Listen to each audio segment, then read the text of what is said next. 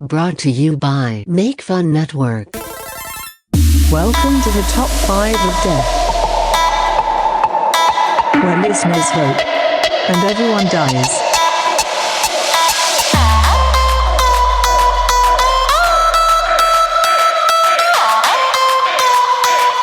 Listen and die.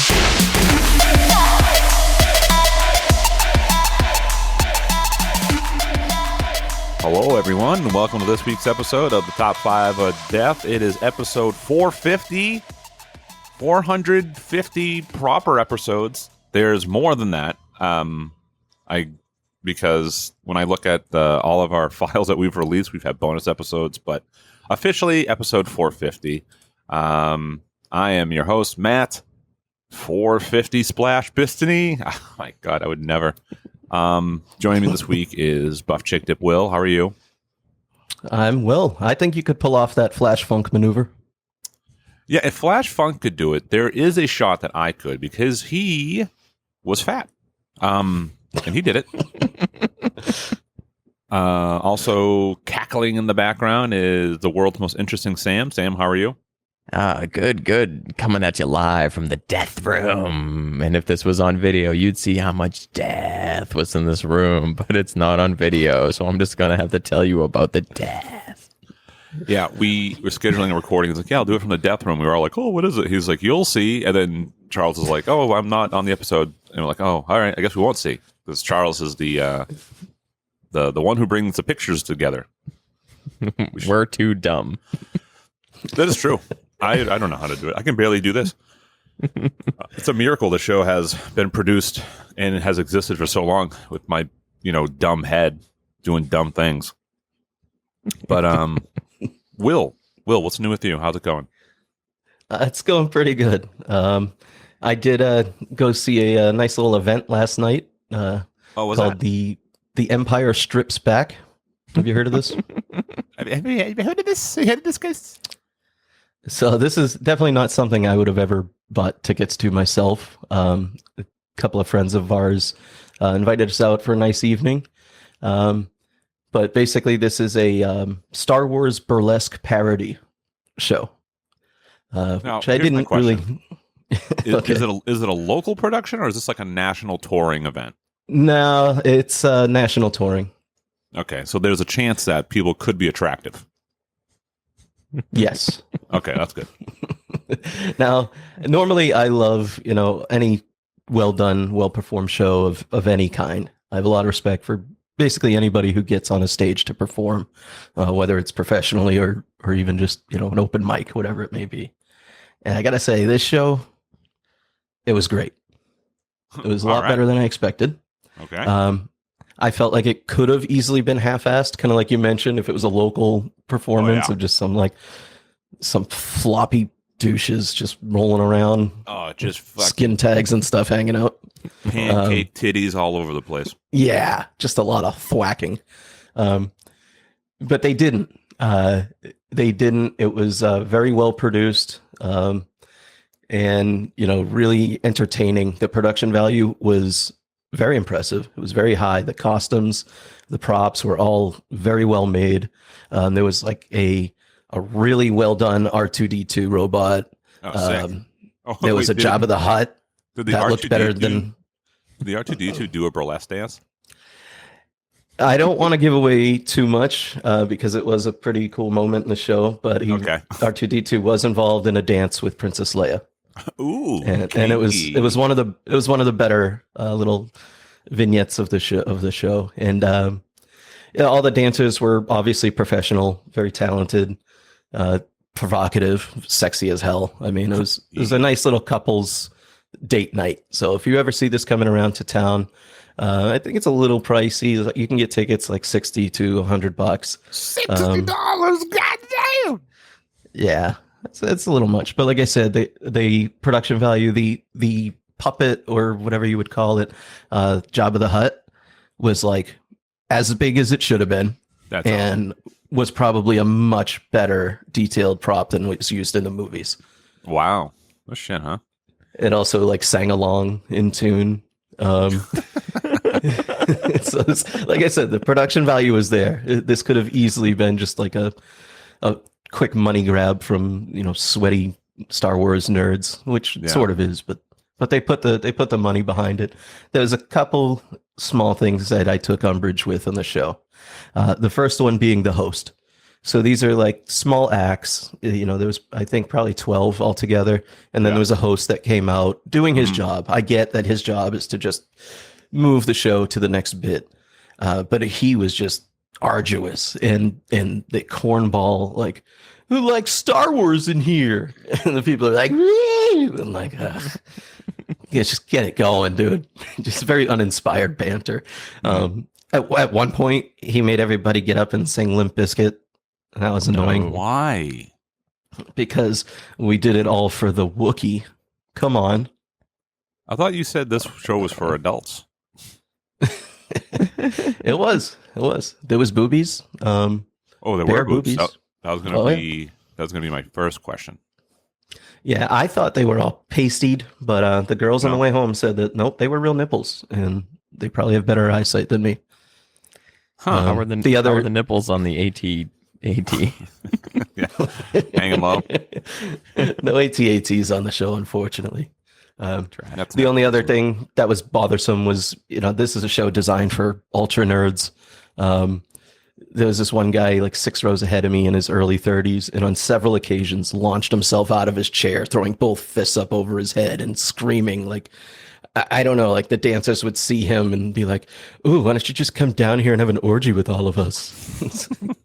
It's putting out such a weird energy, like raging, like Super Bowl and overtime win, just when some girl would do something kind of sexy. He's probably trying to rism with the tism, man.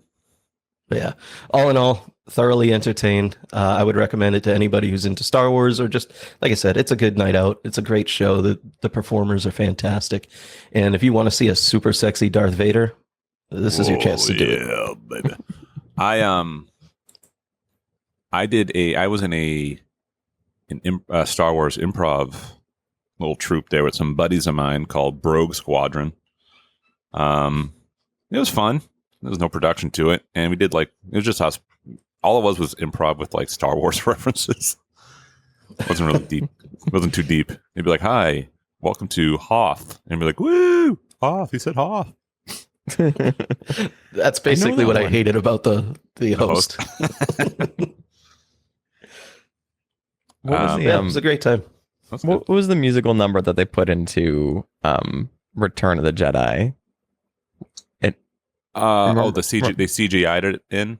Yeah, they CGI'd from some little the jizz band. Yeah. Some awful little alien burlesque dancer thing. Yeah. It was awful. Yep. I was hoping that even though it was a wrong movie, that maybe she would make an appearance. Terrible CGI. I mean, well, they have all those people that used to work at the Disney Star Cruiser Hotel that need work, so they probably just went to this. Mm-hmm. I thought I heard they were making a comeback with that thing. No way. Is that fake news? It has to be. I'll put it this way. I didn't hear about it. I got my ear to the ground on that stuff. I didn't hear anything about it. Sam, you hear anything about that? I did not. Yeah, fake news? No way. They took a bath on that thing. Now it'll just be another empty building that will probably just store props and be a place where employees can eat their corn dogs. Well, you would know. It's probably very ingrained in your algorithm. Oh, no. We're never going to make it to episode 451, are we? Oh, my God. No, probably not. Anyway, Sam, please continue. Take over. How's your week been? Where are you? Where are you? Week's been good. I'm outside of Portland, Oregon, in a place called Sauvie Island. So apparently this is all where the extremely wealthy people live. The ones who vote for bad policies but never have to partake in them? Yeah, because the difference between this island and Portland, and actually I also drove through Vancouver, Washington. Some wild stuff going on. It's I've never been out in this area before. So just a quick rundown. We've got a really good friend, Miranda, and she heard that we were going to be in town and was like, hey, do you have a place for these dates yet? And we're like, no, we haven't booked, like a campground or anything. She's like, oh, come stay at my grandfather's house. He has a really big house out here and he's got plenty of room in the driveway and you can, dry camp there. And so we took her up on it and yep, sure as shit. This is definitely like a $10 million plus home. Wow. Cool. It's crazy. I mean, I'm saying in the driveway like Cody from Step by Step, but all right, dude. But her grandfather was wicked cool. He was like a big real estate developer, and he's showing us around the house. And currently I'm broadcasting from the what he calls the quiet zoo, which has probably 45 like animal heads on the wall. Does he know what you do for work or what the project is? Yep, that's okay. Oh, you're saving animals, huh? But you and me might have been enemies back in the day. but there's like big taxidermied heads on the wall, like from Africa, like a lot of them. And nice.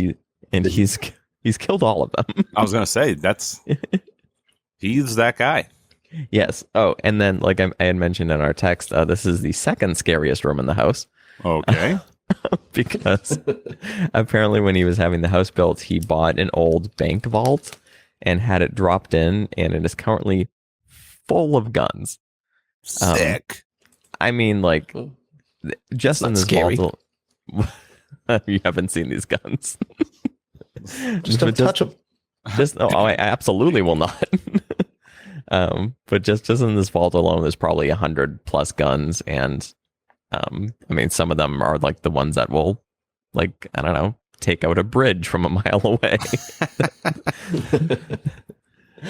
That's awesome. So yeah, but like the Simpsons, where he's like, Homer's getting the gun. He's like, this is a silencer, this is a loudener, and this is if you want to shoot down police helicopters. That's right.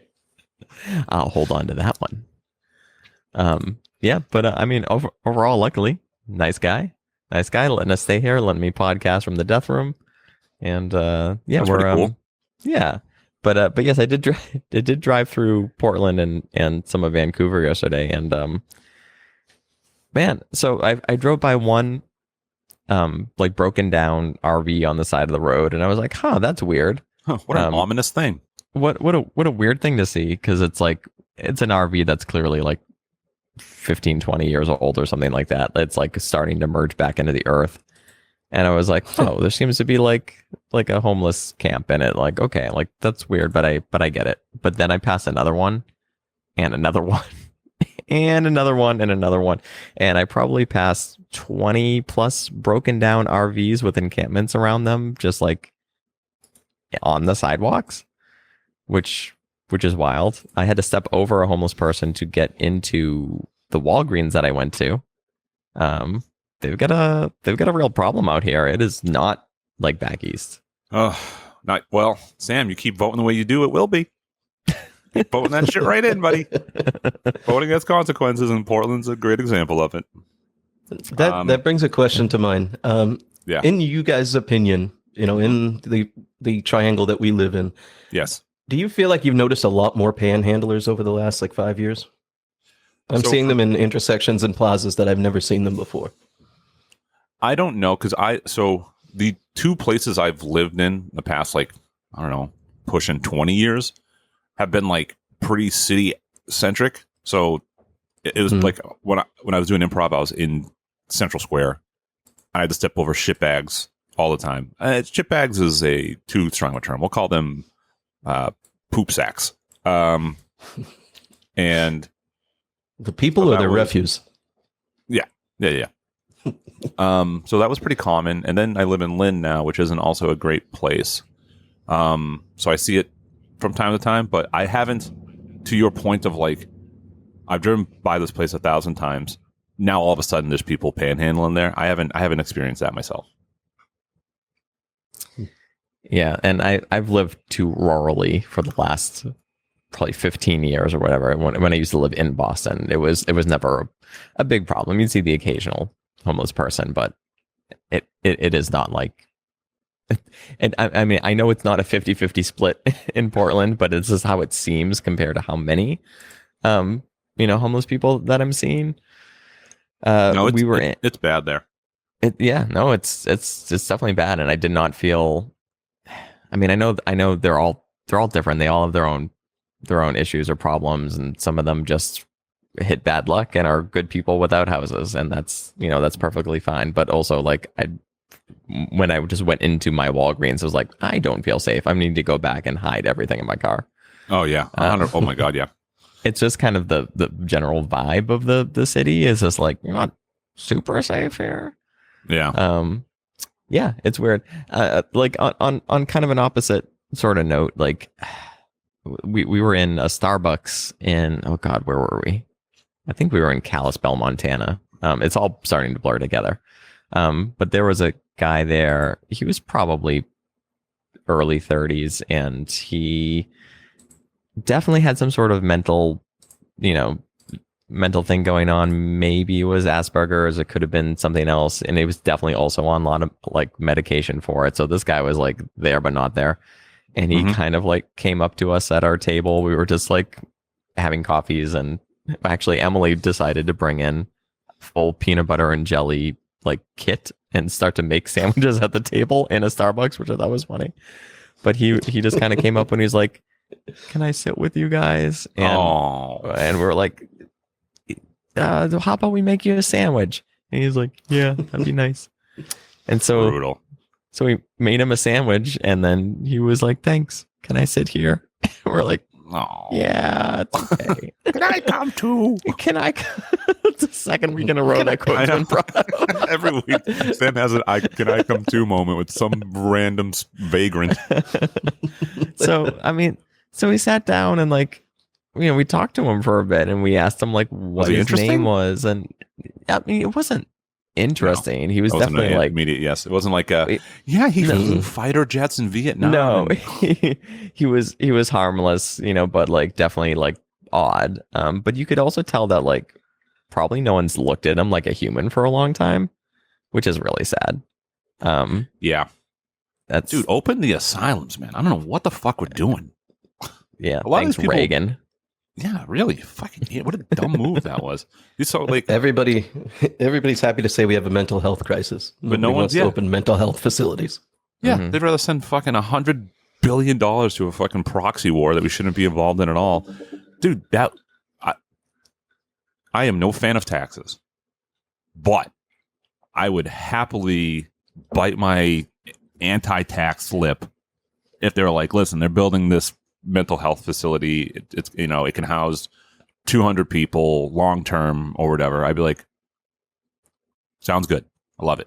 Like, but no, we just fucking get me going, guys. Get me going.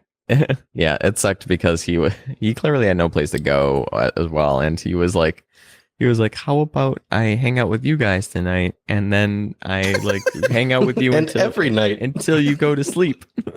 And I was like, well, that was a weird way to phrase that. And I was like, oh, sorry, we got to get back to our dog. See you later, man. And then we pulled away, and then we just saw him just standing outside the Starbucks. I was like, oh man, that sucks so bad.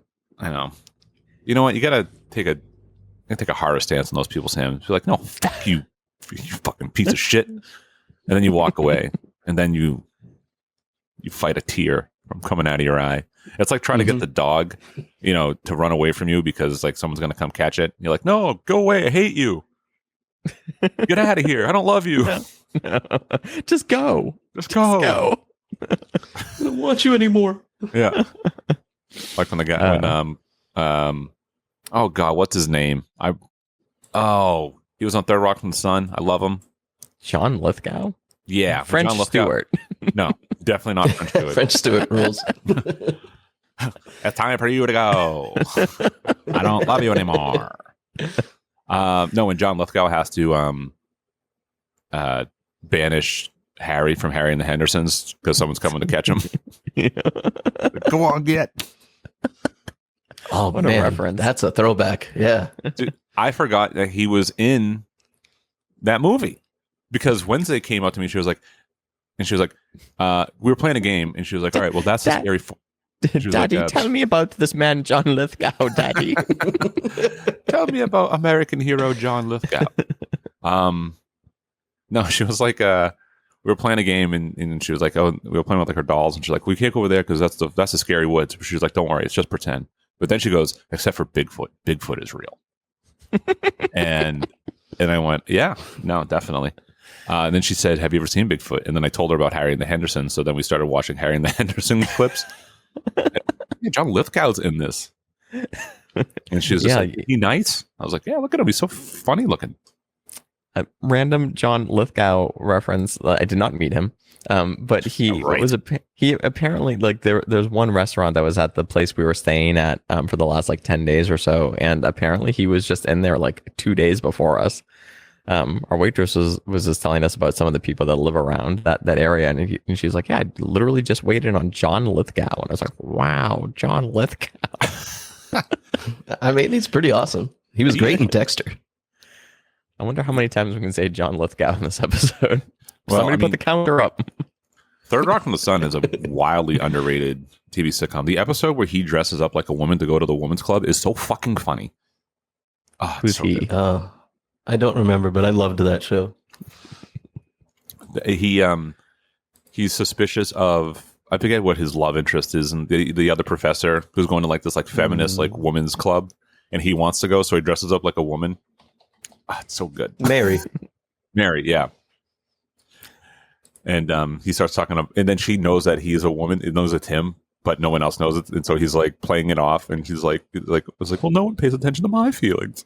And everyone's like, oh, you poor dear. And she's just like fuming mad.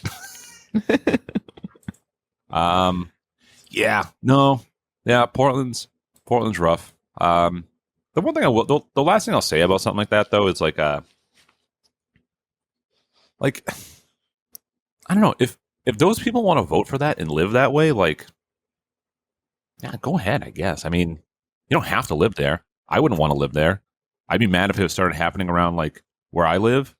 But if it like became like the dominant, like, oh, people keep voting for it, I'd be like, well, then I gotta go. That's what it is.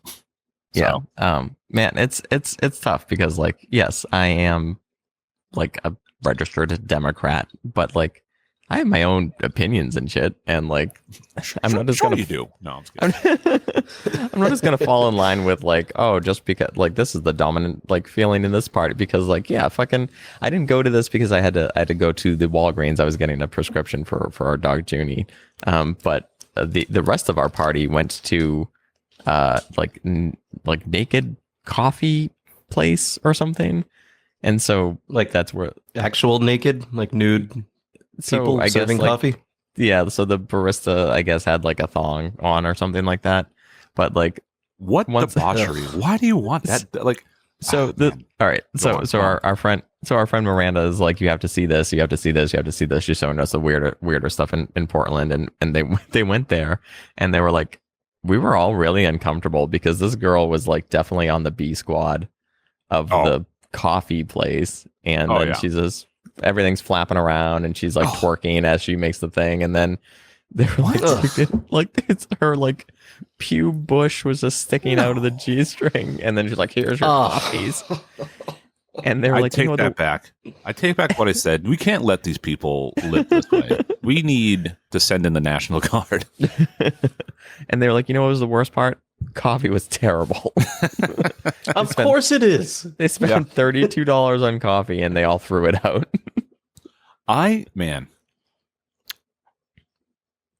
So like, I'm not a Republican. I'd barely say like I'm like conservative. I'm more just like a libertarian kind of. I like to think of myself as like more of like just like a common sense. Let's not friggin' do crazy shit and let's be honest about things.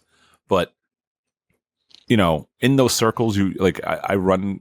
You know, I don't run in, but like the things I get, there's a lot of like Bible thumping conservative people, and when they're like, you know, the debauchery and like the perversion of this and that, I'm like, yeah. But then like you hear things like this, and I'm like, yeah, I mean, maybe they're right. I don't want them to be right, but I also don't think. I don't know. Again, if like, was it like an 18+ nude coffee place? I wasn't there. I hope so because I bet it wasn't. I bet it wasn't. Did they have pasties? Who cares? Their pubes are hanging out. Yeah. I Like a don't know. nipple over a pube.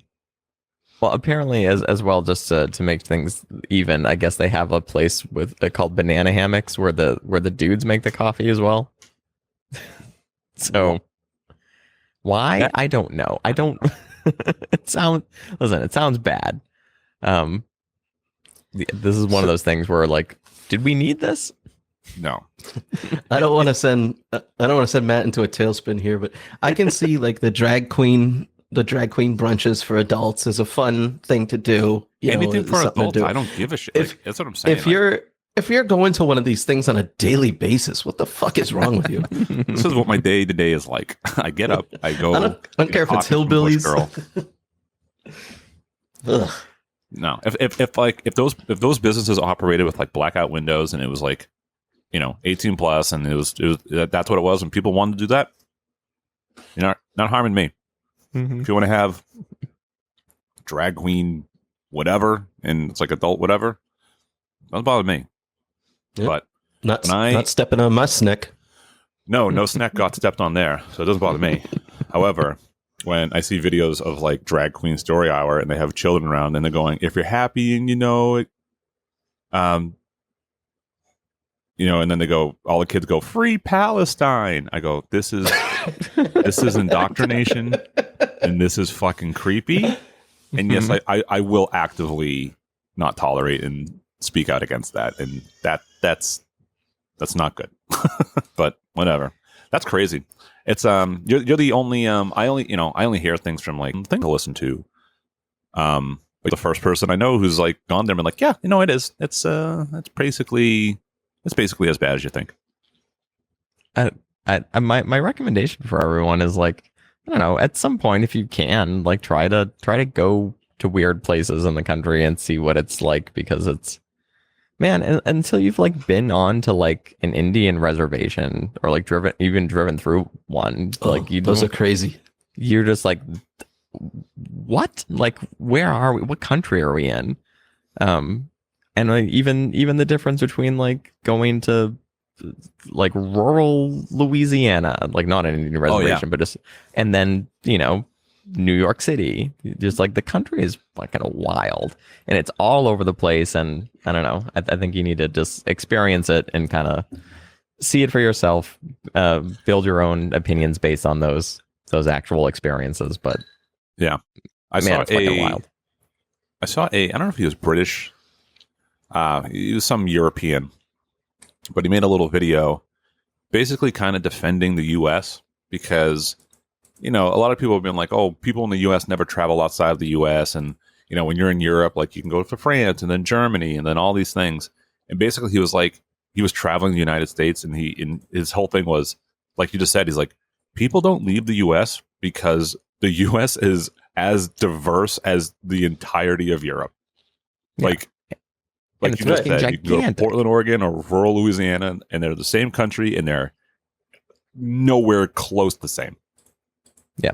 I drove from, where the fuck did we go? We drove from like France to Spain to Belgium to Switzerland to Germany, like back to France, and that road trip was like a quarter the length of what we've done already on this road trip. And all we've done is gone west. I've driven just straight west, fucking 90 west. Like you could get on the road that goes through Boston. You can take to the city I'm in now. Yeah, well, that's what you signed up for. It wasn't the world's okayest adventure. It's the world's greatest adventure. The most fine adventure. Exactly. Avoiding toll roads. By the way, very, very quick update. The first dog that we worked with for our first shelter and episode did get adopted. So Nice. Yeah, so we're cruising in the right direction. We're heading to Cannon Beach on Monday. Is tomorrow? Yeah, tomorrow. And I'm gonna go fucking hang out in Astoria and go fucking see some Goonie shit. So I'm excited about that. What's that? Astoria is the city in Washington where they filmed a lot of stuff in the 80s, like Short Circuit and Goonies, and it's got like a real particular vibe. I've always wanted to go see it. Cool. I thought you were talking about tough hockey players. No, I don't know. That joke's probably lost on you. Sorry. Non-men. Non-men. Wayne Gretzky, am I right? Hey, I just had my fantasy football Hell yeah. draft. This early? Yeah, But I don't know. by the way, Matt, how was your week? It was fine. Yeah, because I did my fantasy football draft. The whole. All right, we're going a little long now, so I'll spare the details. But there was like a whole to do on bowling night of all the things. It lasted an entire week. The whole to do. Like a questionable call happened with a team I was bowling against, and this team was like a little less. They were like more like kind of like bowling for fun. So they weren't like super like rule savvy, and I'm also not super rule savvy. You're bowling for soup. I'm bowling for soup. I put cans of soup down there and then I roll the ball. But basically a questionable call happened and they like, oh, like what happens here? I was like, I'm pretty sure this happens. I was like, but you can do whatever you want. I go, we don't care. Like this isn't like a big money league. I was like, so you can just like reset and do it over. And the guy was like, no. He's like, I'll just, if that's what it is, I'll take the foul or whatever. I was like, no. I was like, do whatever. He's like, no, it's cool. And then like we moved on. Like that was it. But then I'm like for the next like 30 minutes or so, people keep talking to that guy that I was bowling against that this thing happened to. And I'm like, so then at one point, I'm going up to bowl, and then like one of the people that run the league is talking to him. And so like I can't take it anymore. We all know how I am. I'm like, you see something's afoot. I'm not gonna just not say something. So like I go, is something happening here? It's like, is there a problem? And then like the league guy was telling me he's like, well, he should have had another ball or blah blah blah, this, that, and the other thing. And I'm like, why? And he's telling me, I was like, yeah, but that's not what happened. And then the guy's like, yeah, but that's the rule. I was like, so then I was asking, so now we're going back and forth on the rules. And then his like whole thing was like, his defense was like, it's like a summer league and we don't follow all the rules. Like we don't follow like the foot over the line rule or the lob line rule or this, that, and like basically making it out to be like I was some sort of rule Nazi. And I was like, I don't know what, I was like, then you tell me what rules the league does and doesn't follow. I don't care either way. I was like, and secondly, I told him to just replay it anyway. I don't know what the deal is. So What happened was, so then this guy on my team, who like kind of just walked over and was just like, I don't know why we're even arguing. He's like, let's just bowl. I was like, yeah. So now I'm mad because I thought that the guy that I bowled against was like talking shit to a bunch of people. It's now like there's this riff. So we go through like one more frame and it's like wicked fucking annoying and like everyone's like uncomfortable. And then the other guy on my team starts screaming mad because he went up and talked to that guy who runs the league I got into like an argument with. And what happened is the guy that I was bowling against, like I said, like everyone was cool. He was cool. He didn't give a shit. The team on the lane next to us like overheard what happened and just like butted in and like went to the person running the league complaining and like telling him like what he thought had happened and like, it's affecting the league because it's going to change the points and this and that or whatever. And then like, so he was like super fucking pissed that like other people were like butting in, which is like understandable. And it was just like insane. Like I couldn't believe everything that was happening. And like, I was like fucking so annoyed at this point. That like the guy, rightfully so. Yeah. The guy who like basically went and complained to the like league about it, like came up to me to like try to apologize. And like, I was like so mad. I kind of fucking just like let this dude have it. And I don't think he knew that was coming. Because like he came up to me, he's like, hey, I just want to apologize. I wasn't trying to cause any problems. It's like, but I've been bowling 30 years and that's like not how the rules played or blah, blah, blah, this, that. And I just told him, I go, I don't give a fuck if you have been bowling for 100 years. I go, if that was the case and you overheard what was going on, that's your window of opportunity to pipe in and go, hey, actually it's this. I was like, but you didn't. I was like, so you should have just shut the fuck up about I was like, I just went off on him. I was like, I have one night out and you fucking ruined it. I said, so just fucking get the fuck out of here. And he was like, oh, I was like, I'm sorry, I didn't mean to cause any problems. Like, well, then shut the fuck up. I was like, I don't know what you're doing. Just fucking bowl. I was like, it was a whole thing. It was a whole fucking thing. Well, this might be a surprise to you, Matt, but I think I have audio from the event. Oh, yeah? I bet you do. How did it go? Let's hear it. Let's hear the playback. Oh, market zero! They're calling the cops, man. Put the piece away. Market zero! Walter, put the piece away. Walter? You think I'm fucking around here? Market zero!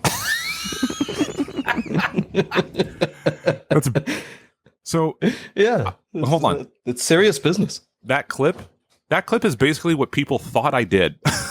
And that's why I was so mad, because everyone was just like, oh, this is such like a whatever. I was like, and what happened is, and it's such like a fluke thing. This guy was on a spare fill, for those who know. This guy was on a spare fill. Mm-hmm. He fucking shanked it. The ball went in the gutter. But before the ball got to the pins, on one of the pins fell from the setter and then fell in the gutter, which his ball was already in.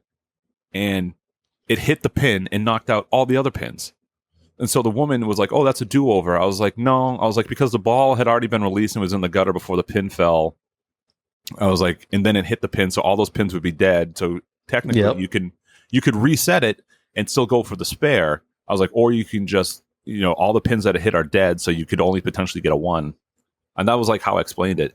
But these people, they fucking didn't know what happened. So they're like, whatever. And like, no, if the pin fell before the ball got there, it's a reset. I was like, his ball was in the gutter before the pin fell. It's dead. Everything is dead. He's like, he doesn't get a do-over at that point. Like, in the Magic the Gathering stack of fucking rules, I was arguing that as soon as the ball hits the gutter, that fucking ball is dead. Anything that happens after the fact, including a pin falling from the setter, is moot. A dead pin. That's what I said. That's what they were saying. No, it's a reset. I go, I don't care either way. I'll go. And then the guy was bowling against was like, I don't care. I just bowl for fun. People keep talking to me about it. It's just whatever. It's like, I'm not mad. I was like, I'm not mad at you. I'm not mad at everyone else now. But anyway, it was a whole thing. And now I got to go back, and it's the last week on Tuesday, and it'll be a lot of fun. What happened? What's the rule for if you roll the ball and then it falls into the gutter, then on its way to the pins, a child runs across the lane. It takes a child off at the ankle. It falls down, starts screaming. Its parent runs down the lane, picks it up, and in a panic runs out, but trips, hits the fire alarm, sets off the sprinklers, and then the water knocks down the other pins. That's referred to as a quarter. That's a quarter Worcester right there. You got your half Worcester, your full Worcester, and that's a quarter Worcester. Okay. It depends what kind of cigarette she was smoking the whole time. Yeah. The child? Yeah. It's been a while since I've been to a bowling alley. Yeah, it's fun. But yeah, so that was my whole week. That was like the biggest thing that happened to me all week. You're traveling the country, seeing all these sights to be seen. I'm like, the fucking ball was in the gutter. The ball was a little sticky. Anyways, Will, how was your week? No, we already went over that. No, I know. Some pretty good check-ins this week. Yeah, what are we? 40 minutes into the episode, but we don't have any deaths, so that's what we're covering for. Because Charles won, and he didn't think it would be a death. Yeah, in typical Charles fashion. And this is Charles's episode, and he like gave us how to do it, and he's not even on it. He's like, I just want to listen to it. I was like, I thought that was a little weird. Whatever, Charles. Guy wins twice a year, and he's never on the episodes where he wins. Well, if you did check the channel this week, I did. The advanced metrics are in fact in for this year. How they looking? How they looking? Good for the kid over here. That's what they're looking like. I feel like I've won 2 episodes all year. You're up there. Yeah. No way. So what was Charles' fantasy hearing us talk about topic? Oh yeah, so the DNC just happened, which went as good as it could have gone, I guess. Plenty of protests outside that were fun. That's an interesting twist, huh? What, protests outside of the DNC and not the RNC? Yeah. Well, yeah, to be fair, they're the ones currently sitting in power. So if you're going to protest, I can't imagine people protesting the people not in power. What are they going to do? Fair. But it's also in lefty Chicago where all the protesters are. So, yeah, the DNC happened, the RNC happened. So we're going to draft our own national convention, but not for either the RNC or the DNC. We're gonna do our drafts, and we have criteria, which I'll read off here. Yeah, top 5 national convention draft. We have to pick a politician to speak at the convention, a B-list or lower celebrity, a B-list or lower musical act, a wild card, and then our presidential candidate. So that's what we're going to be doing. So we'll go in that order, and yeah, I mean, we can just get started. Or I didn't give a Super Bowl update. I don't really need to. Not a whole lot happened this week. Just the DNC happened. Kamala's putting out policies that are basically communism, kind of. Trying to bring down the price of groceries by price controls, which everybody disagrees with. I don't know what's happening. Honestly, here's the thing about her people or anything like that. When something suspicious, because like they're stupid. They've gotten themselves into the presidential box, right? Like that whole team, like her team, herself, like. As stupid as these things are, I feel like at this point I'm like hyper suspicious that everything is very calculated to something I'm not aware of, or or something that I can't tell what the play is going to be yet. Which for seasonal TV watching is great, but for living in this country makes you very nervous. But yeah, so yeah, just things like that. She's Trump's kind of like Trump was on the Theo Vaughn show. That was weird, but not too bad.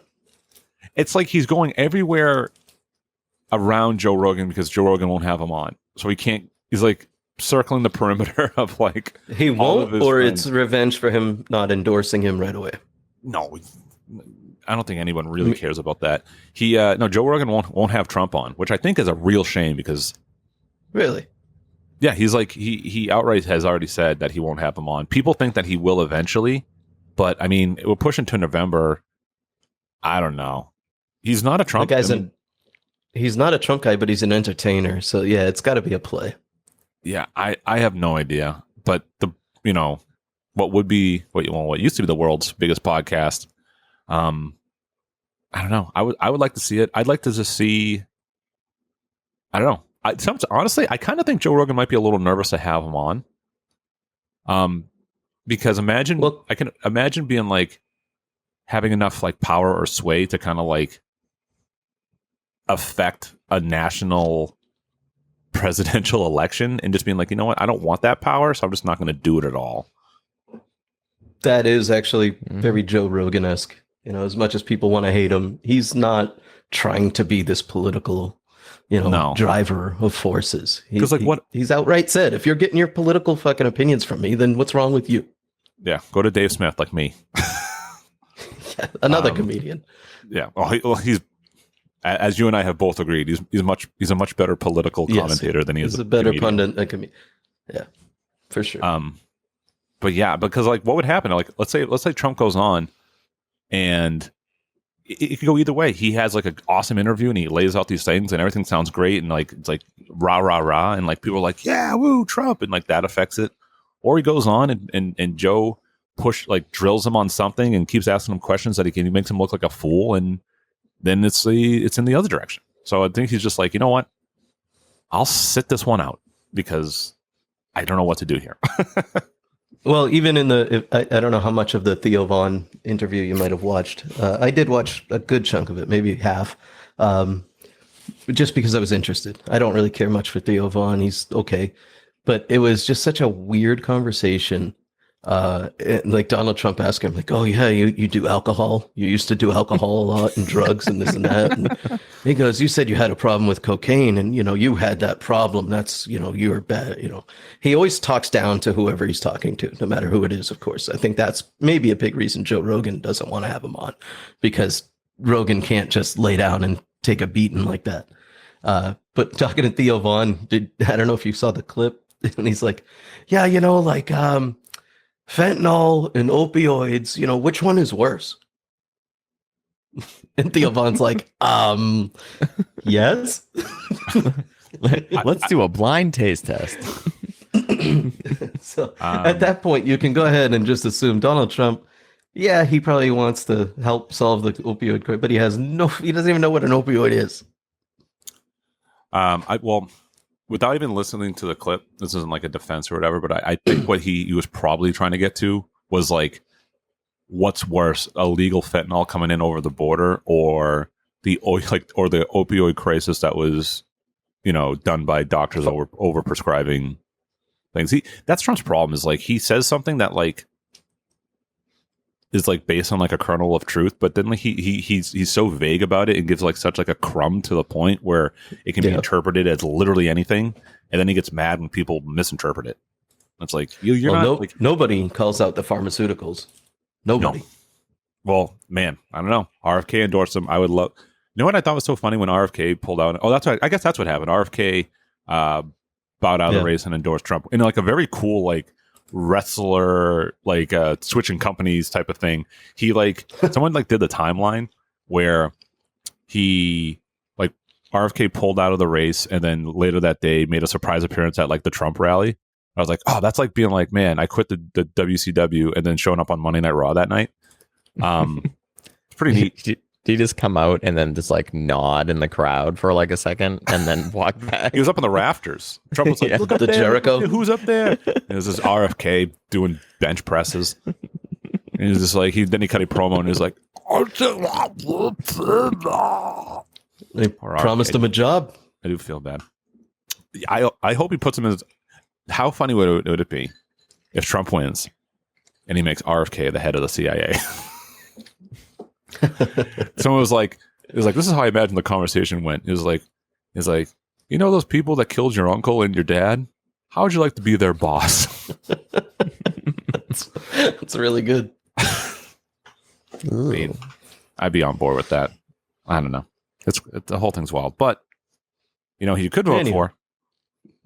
Somebody from our national convention. Nice. Yes. Segue. All right, so got to do politician to speak. Charles isn't here. Sam, you're Charles for the day. So what's the order? Oh, let's go. Will me Matt, and then are we drafting? Matt. Are we? Matt. I don't know why that got me. I don't know why I said it. Are we drafting this? We snaking it? What are we doing? Yeah, we'll snake it. Snake it. We'll smack it. Will. All right, my number 5. Will. Okay, my number 5. The politician that I would have speaking at my convention would be the 2008 version of Ron Paul. Oh my God.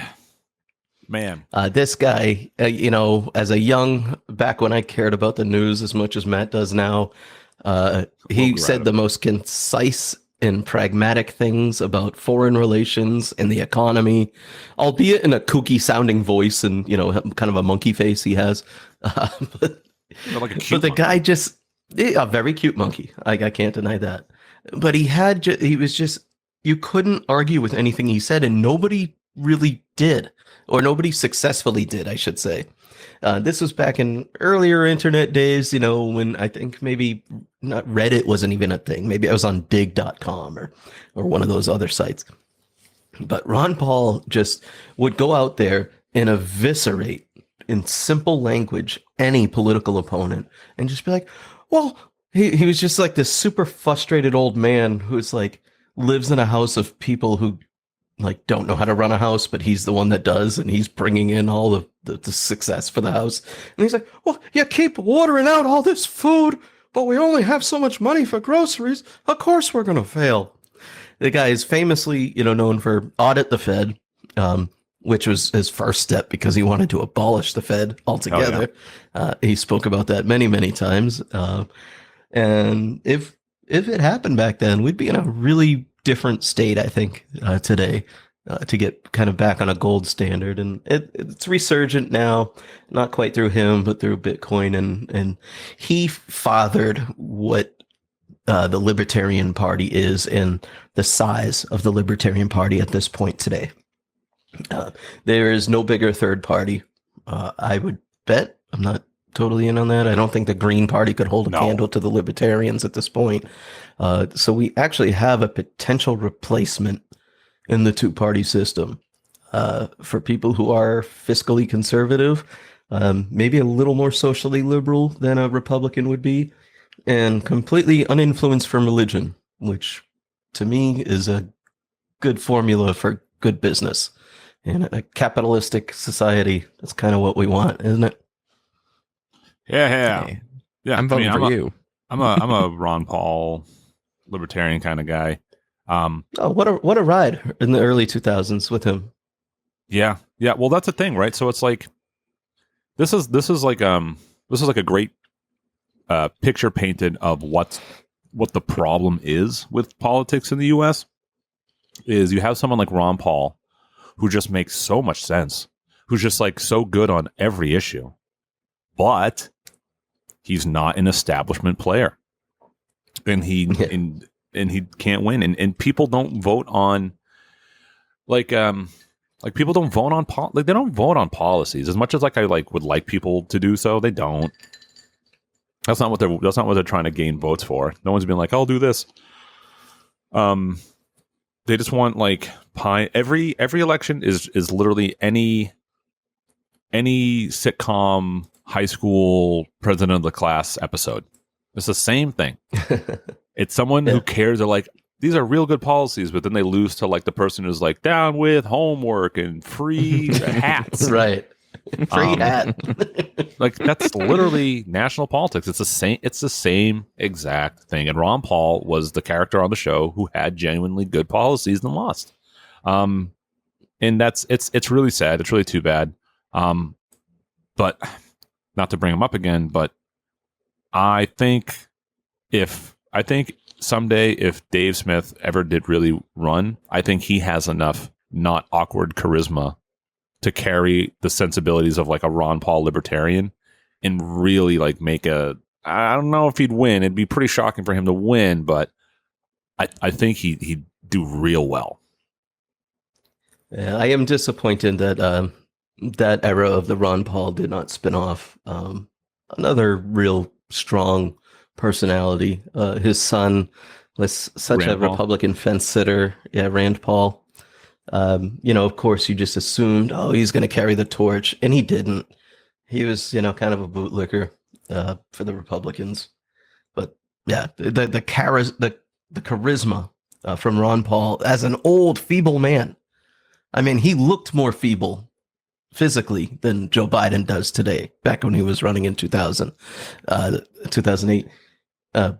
But he was so sound of mind, and while everybody else is spitting off rhetoric, he was spitting off concise, controlled thoughts on policy and foreign relations at all times. Yeah, no, and not speaking in sound bites. And I just, I don't know. That was the last real politician that I felt like was a real person in a long time. So I would love to have him in my party, just speaking on behalf of my convention. There you go. If we're lucky, maybe he'll run in 2028. Or be alive. He's a little too old. He's 90 now. Yeah. Hey, listen, there's no law against it. And one last thing. The guy was a physician. He delivered babies. He wasn't a moron. He wasn't a TV fucking celebrity. Yeah. He wasn't his son an optometrist? I don't know. Got me there. Working at a lens crafters, then running the country. That's my number So- 5. Sorry, nothing against LensCrafters. All our optometrist fans are gone. Goes our sponsor. Very nice. All right, I'm going to read you a quote from my politician. You can see if you can tell me who said it. Every candidate to wear a NASCAR racing suit when they go debate. This way, we can see how their sponsors really are. Oh my god, I know this. I don't support abortion. I can never participate in one, but I think it would be a mistake to make them illegal again. Let's see. I asked Dalai Lama the most important question that I think that you could ask if he had ever seen Caddyshack. Is it Carlin? No. This is an actual politician. I don't vote for a Democrat or Republican. I have never voted for one in my life, and I never will. Let's see. I'll give you the obvious one.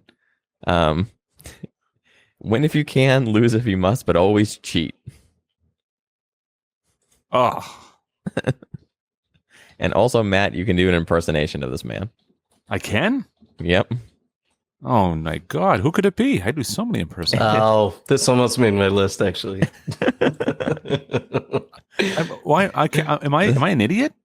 I looked it up. Listen, there's a lot. There's a lot of men out there. This is former Governor Jesse the Body Ventura. Oh my god! Down on the compound. You threw me off with the NASCAR bit because a stand-up comedian said that first. Oh, okay. Oh.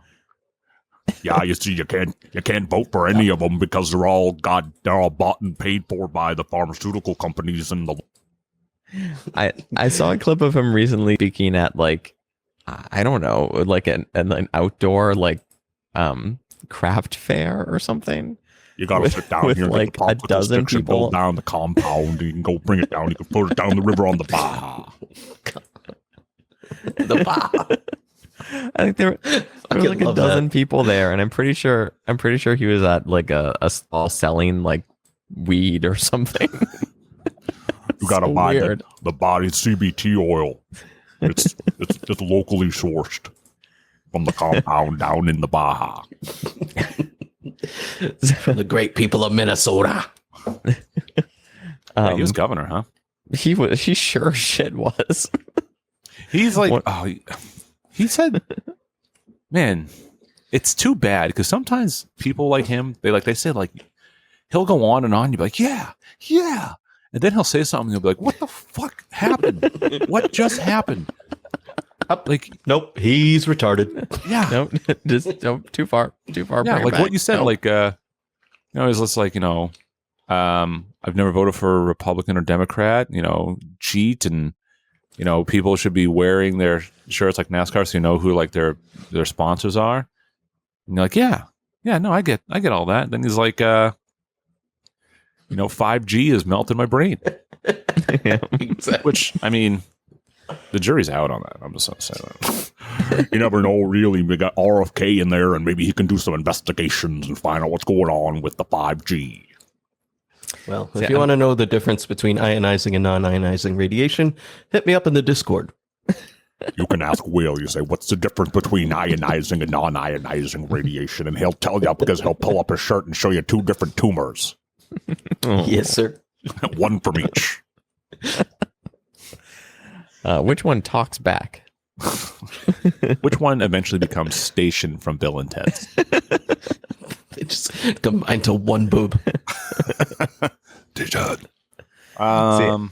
I just want Jesse the Body to open up the convention just to set the tone.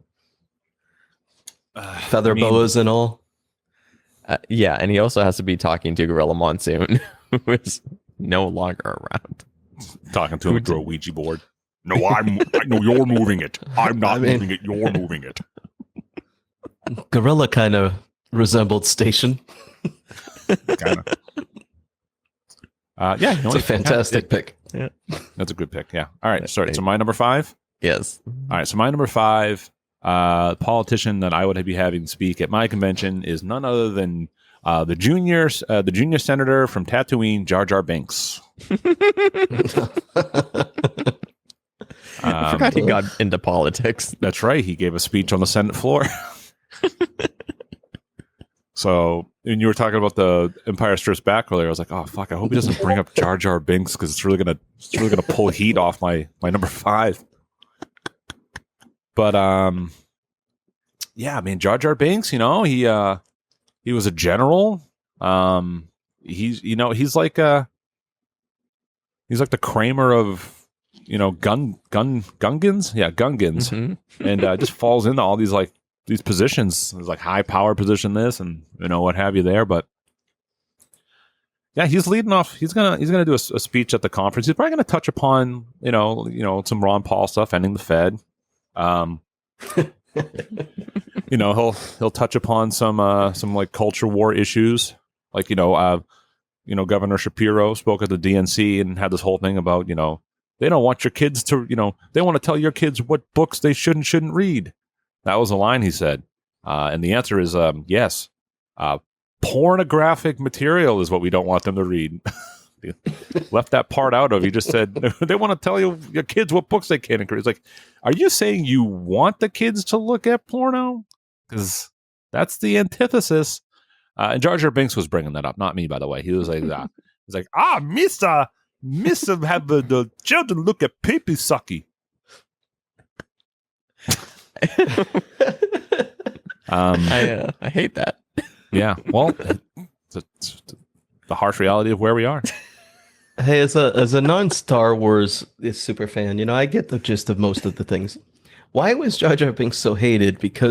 Was it because he was like a forced comic relief, or so other up reasons? until he kind of showed his face, Star Wars was really kind of like with as fantastical and over the top it was seen as like a bit of like a serious kind of like saga. Yeah. And then, Jar Jar Binks was just like a goof. Okay. So it is that. It's that they lowered the seriousness of the series and people resented that. Yeah. And then people were like, wait, you're mad that there's like a comedic relief in a world where people can use their mind to, call on swords made out of light? Yeah. All right. But I mean, yeah, that was a huge shift in tone.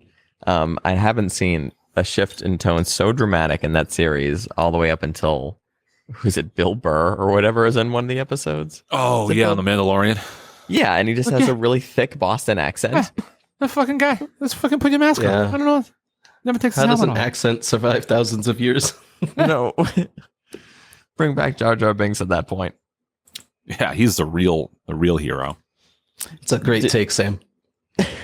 Did you guys read the theory that Jar Jar Binks was the Sith Lord?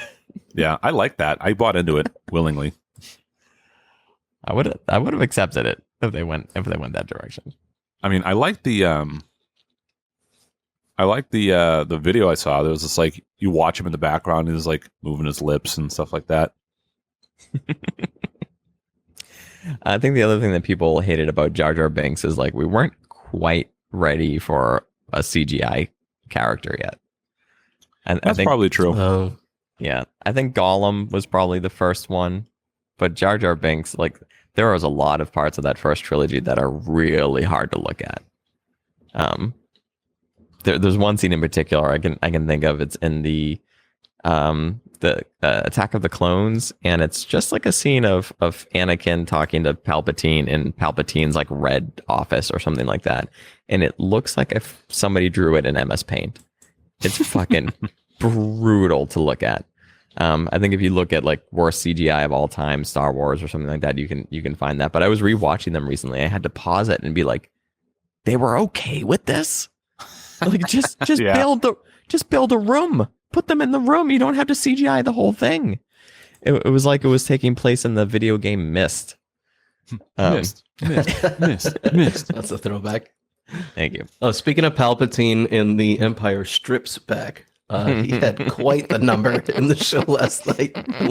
Well, I won't go. It was the most vulgar of all the bits. We'll say that. Shooting blue lasers out of his ween. My weenie.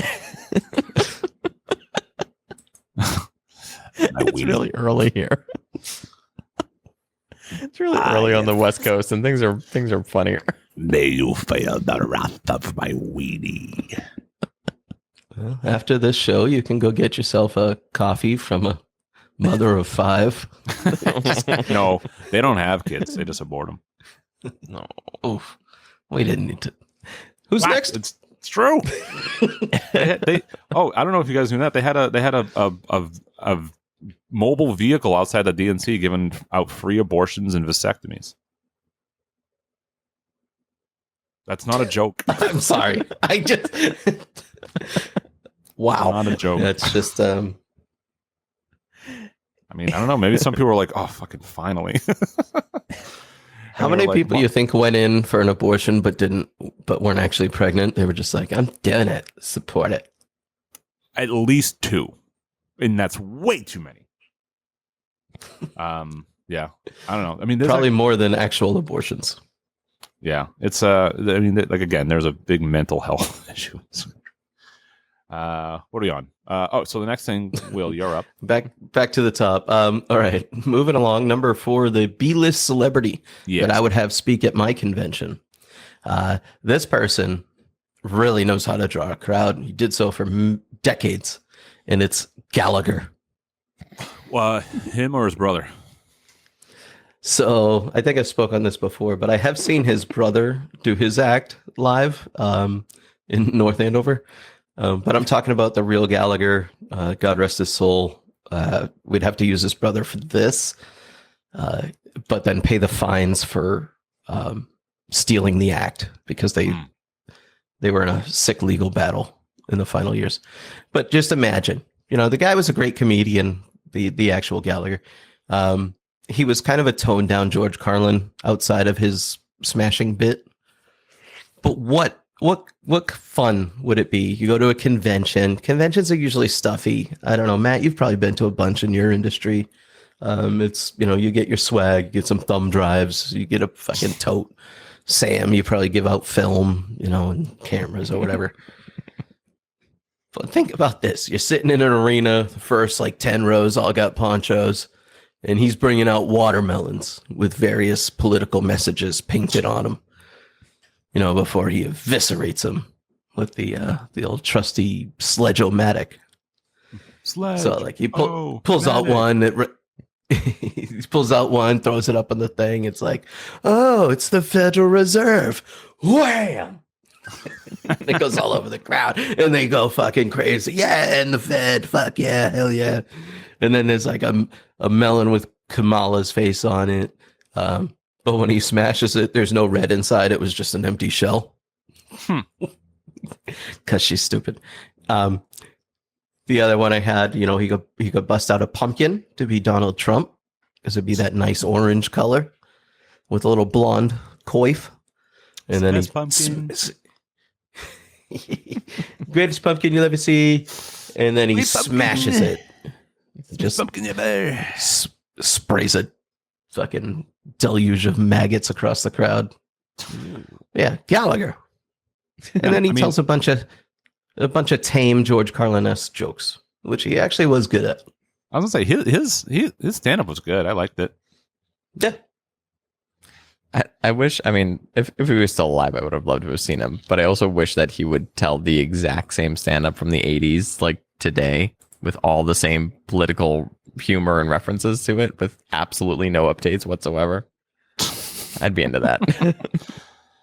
As they say, history repeats itself. So yeah, I think I've brought this up before, but there was this stand-up I caught on TV, and it was exactly that, Sam. This guy was his whole thing was he hadn't done stand-up since the 80s, so he's just going to do his act from the 80s. And it was really funny. His opening was I was like, oh man, I was like, you hear about this new thing, AIDS? It's like, man, I hope that doesn't become a problem. It's pretty good. Yeah. All right, cool. No, that's a good one. I like Gallagher. Whenever I would catch his his stand up special on TV, I'd leave it on. I'd watch it. Hell yeah. I didn't get a lot of it because I was like a dumb kid, but I do now. Very Damn. nice. My celebrity following Jesse the Body Ventura is Waldo, the spirit of 3D from from the Muppets. From Muppet Vision. Yes. I want a completely shitty 1980s CGI Waldo. Everyone has to put on glasses in order for to really see him, and then he does a bunch of 3D gags, sticking his nose out into the crowd and such. Oh, That's it. There's no political humor to it whatsoever. It's just that. It's just cheap 3D tricks. This is such a hyper. Like, Will, do you know what this is? Of course not. I thought all of his list was going to be Muppets. Muppets. I can't believe it took this long to get there. Yeah. Listen, I'm not just cramming them in. Like this is a well thought out, pitting. Yeah, it's a spirit of 3D. Yeah. Will, did you ever see Muppet Vision 3D? No. Oh, Disney World? yeah. It was one of my favorite things ever, actually. Yeah, that's the thing he's talking about. He's talking about the thing that gets created from the 3D machine from Beaker and Bunsen. Oh, I just remembered. I could not fathom that the 3D glasses would mean the thing would be in front of me and not everybody. What is this magic? I know, but I'm really looking at you. You. I'm sorry, I was looking up Waldo. You could you could have him, doing the speech, and you could have like a real life Sweetums come out and look for the bunny. Listen, I don't think they can afford Sweetums, and also you said no A-listers. Oh, sorry, my mistake. Forgot he commands a hefty crowd. Man, looking at this video, the graphics were so much worse than I remember in my head. Oh, they're terrible. Because Waldo was originally from an episode of the Jim Henson Hour, which I fucking love. They only did like 12 or 13 episodes of that before Jim Henson passed away, but they were doing some really weird experimental stuff. Yeah, go ahead. Was that supposed to be a rival to like the Tonight Show? No, it wasn't like a talk show, but it was like okay, we're gonna air like short films and like try weird stuff like the CGI thing, and like they were really doing some cool stuff. But that's also where they showed The Storyteller, if you guys remember that Jim Henson show. I think yeah, okay, I do remember that, yeah. And Dog City and all sorts of cool stuff. But yeah, he was on an episode with if I'm remembering this correctly, with Bobby McFerrin, which I apologize if I just stepped on anyone's list, but no.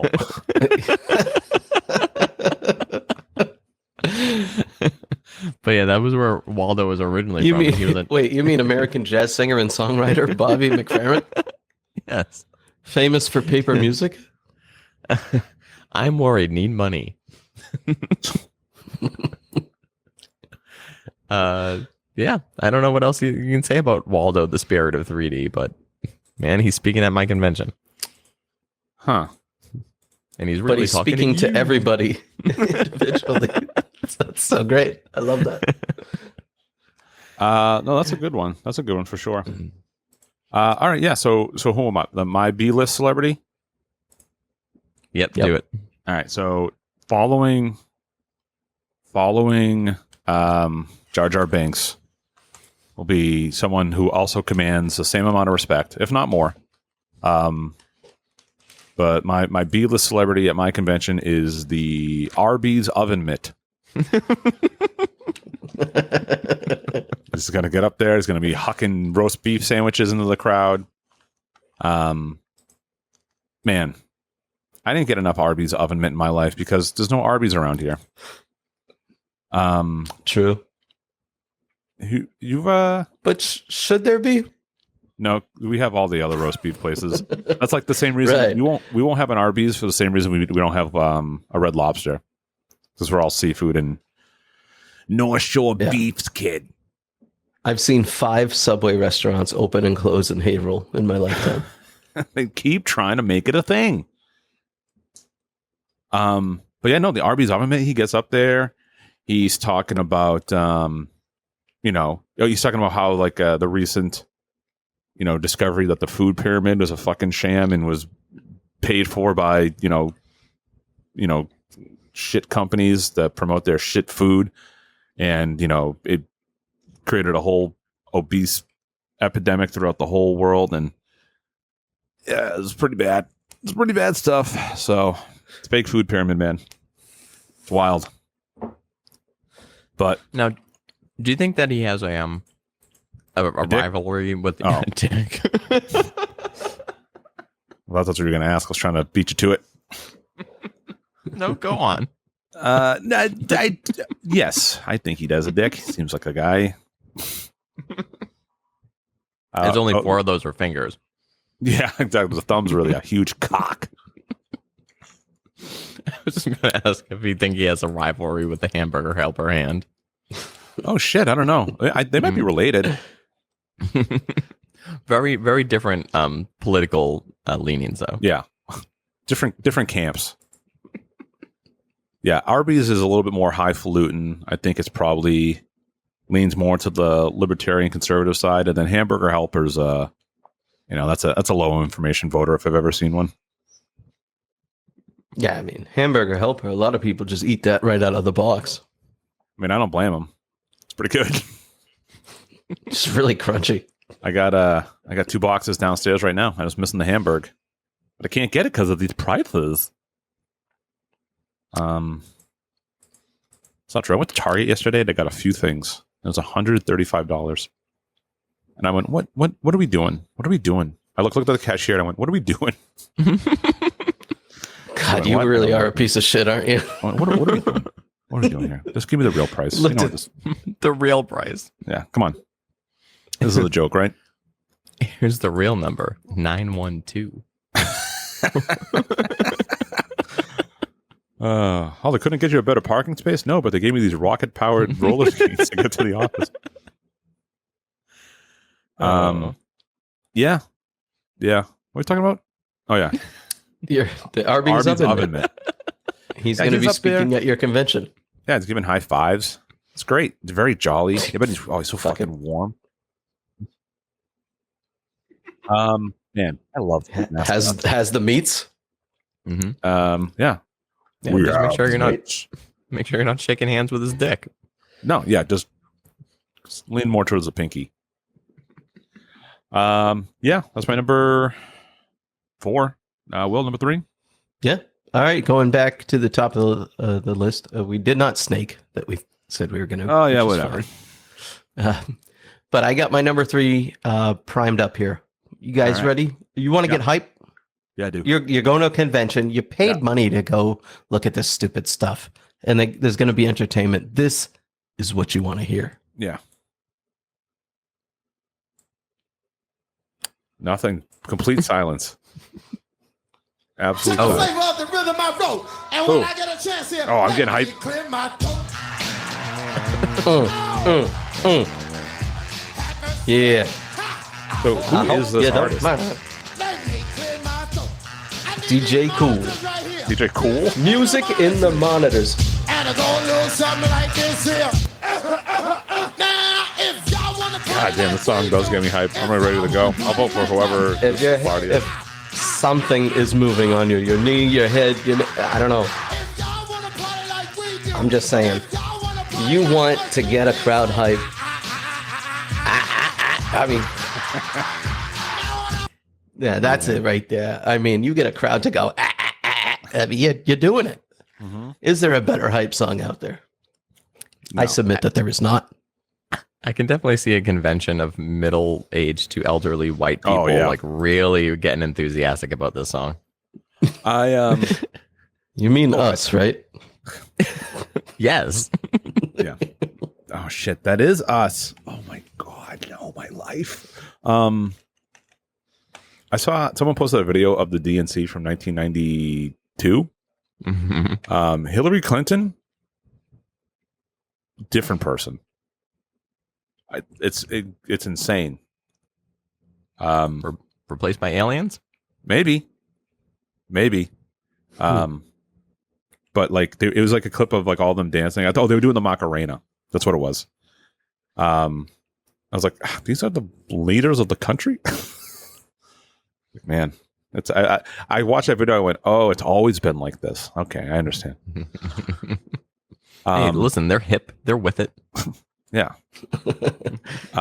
That's it. That song rips. When I'm like DJing weddings and stuff, and they play that, and we play that song, I'm like, hell yeah, let's go, let's get everyone out there, baby.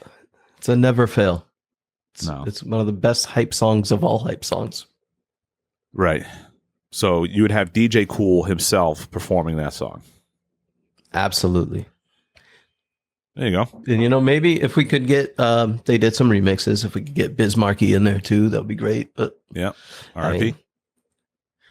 Nothing's gonna get the crowd going into the next person quite like DJ Cool and Let Me Clear My Throat. No,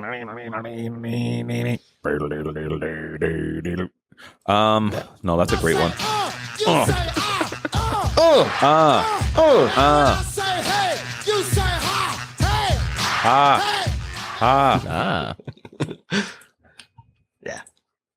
Just That's want to it. thank DJ Cool introducing me, Jesse the Body Ventura. When I say hey, you say in the Fed. Is that your pick? Yeah, so I'm also taking DJ Cool. No, Sam's up. Okay, I guess following in Will's footsteps, I'm gonna play a clip out. I'm just gonna stream it from my phone, and then I want you to play the game of is this person living or dead? Oh, okay. All right. Here we go. Here's the clip. Dead. Ladies and gentlemen, this is Mambo number 5. Lou Bega's alive. Lou Bega's definitely alive.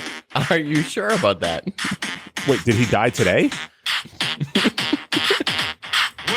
2, 3, 4, 5. Everybody. How was this a song? This is like my wife's favorite song. And you know what she loves to do is she just replaces all the girls' names with her own. He's alive. Right, that's awesome. He's definitely alive. Right? I'm looking right at him. My neighbor. Hey, Lou. Lou, this guy thinks you're dead. Yeah, I mean, he's probably alive, but I feel like he's one of those people that maybe you just weren't sure about. Also, he's German. Which I think is funny. A regular Carlos Mencia, huh? Yeah. Yeah, it's a German singer. Yep. Sampled Mambo number 5, a 1940s song. And, so that beat wasn't his at all? I actually don't know what part was sampled. I'm assuming it is something to do with the beat or the horn section, and probably not the naming all the women part. This is a song where I name women. Yeah, born 1975, died not yet. What a tease. Yep. Remember when the song came out? What a year for music. It's a good year. The late 90s were amazing. Mm-hmm. That was the last time America was good. Before 9/11. I swear to God, everything has been worse since. We are very fortunate to have experienced the 90s. I don't disagree with that. I will die on that hill. Mm-hmm. No, nothing really got better for me after 9/11. No, nothing got better for anybody after 9/11. Nothing, no freedom has been expanded since then. Things have only gotten worse. The TSA, fuck the TSA. Right. I'm sick of the TSA. Get rid of the fucking TSA. Useless. I fucking hate them. such a fucking waste of money. But you know who you should get with Who is your number 3 music choice. All right, my number 3 music choice is it's an interesting pick because technically the artist is not from the U.S.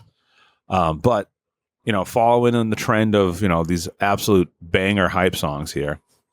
I have to stream it from my phone too because I'm not hooked up. But so it'd be Jar Jar Binks followed by the Arby's oven mitt, and then it'd be like a musical break with a live performance of this artist performing their hit right here.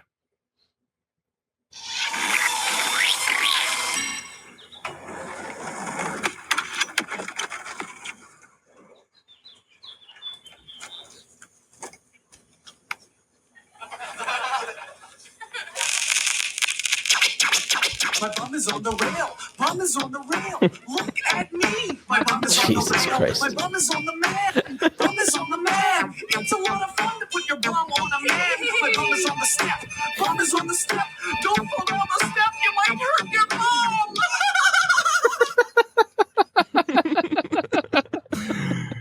bum. Again, we grew up in the last good time. Man, this song went to number 1 on TRL. That was his whole It thing, did. and he fucking did it. That So you're gonna bring in Canadian comedian / musician Tom Green. / successful podcast host. He's got a decent show. Tom Green. Yeah, absolutely. He's gonna just perform that song, and people are gonna be dancing, gonna be putting their bums on stuff. It'll be fun. Adults only, of course, as I want to make sure I am consistent with my beliefs. You remember his show when he had the guy in the back window that didn't do anything but just was there live Just as a laughing, prop? drinking a coffee. Yeah. Yeah, and then his friend Phil. Glenn. No, Phil was in the window. Phil was the window. Glenn was the co-host. Yeah. To this day, when anybody has to pee, I just remember the episode that they were doing a skit, and Glenn had to pee, and he had to he can't pee when people are around, and the skit just became a new skit of Tom not letting just trying to stay with Glenn while he tried to find a bathroom in the city. And he would go into a store and he's just following, going, "My friend has to pee. My friend has to pee." So I saw that. What am I, 39? I don't know, 27 years of that's been in my head. But yeah, my friend's gotta pee. My friend's gotta pee. That's very funny. But yeah, Tom Green, he's gonna lay it down for everybody. I have several questions for you. Yeah. One, I know nostalgic things come around. They're secular. Do you think that this song becomes popular again? I would love that. Maybe the show's a Kickstarter right here. It might be. 2, do you think Tom Green becomes a celebrity if YouTube exists already? What do you mean?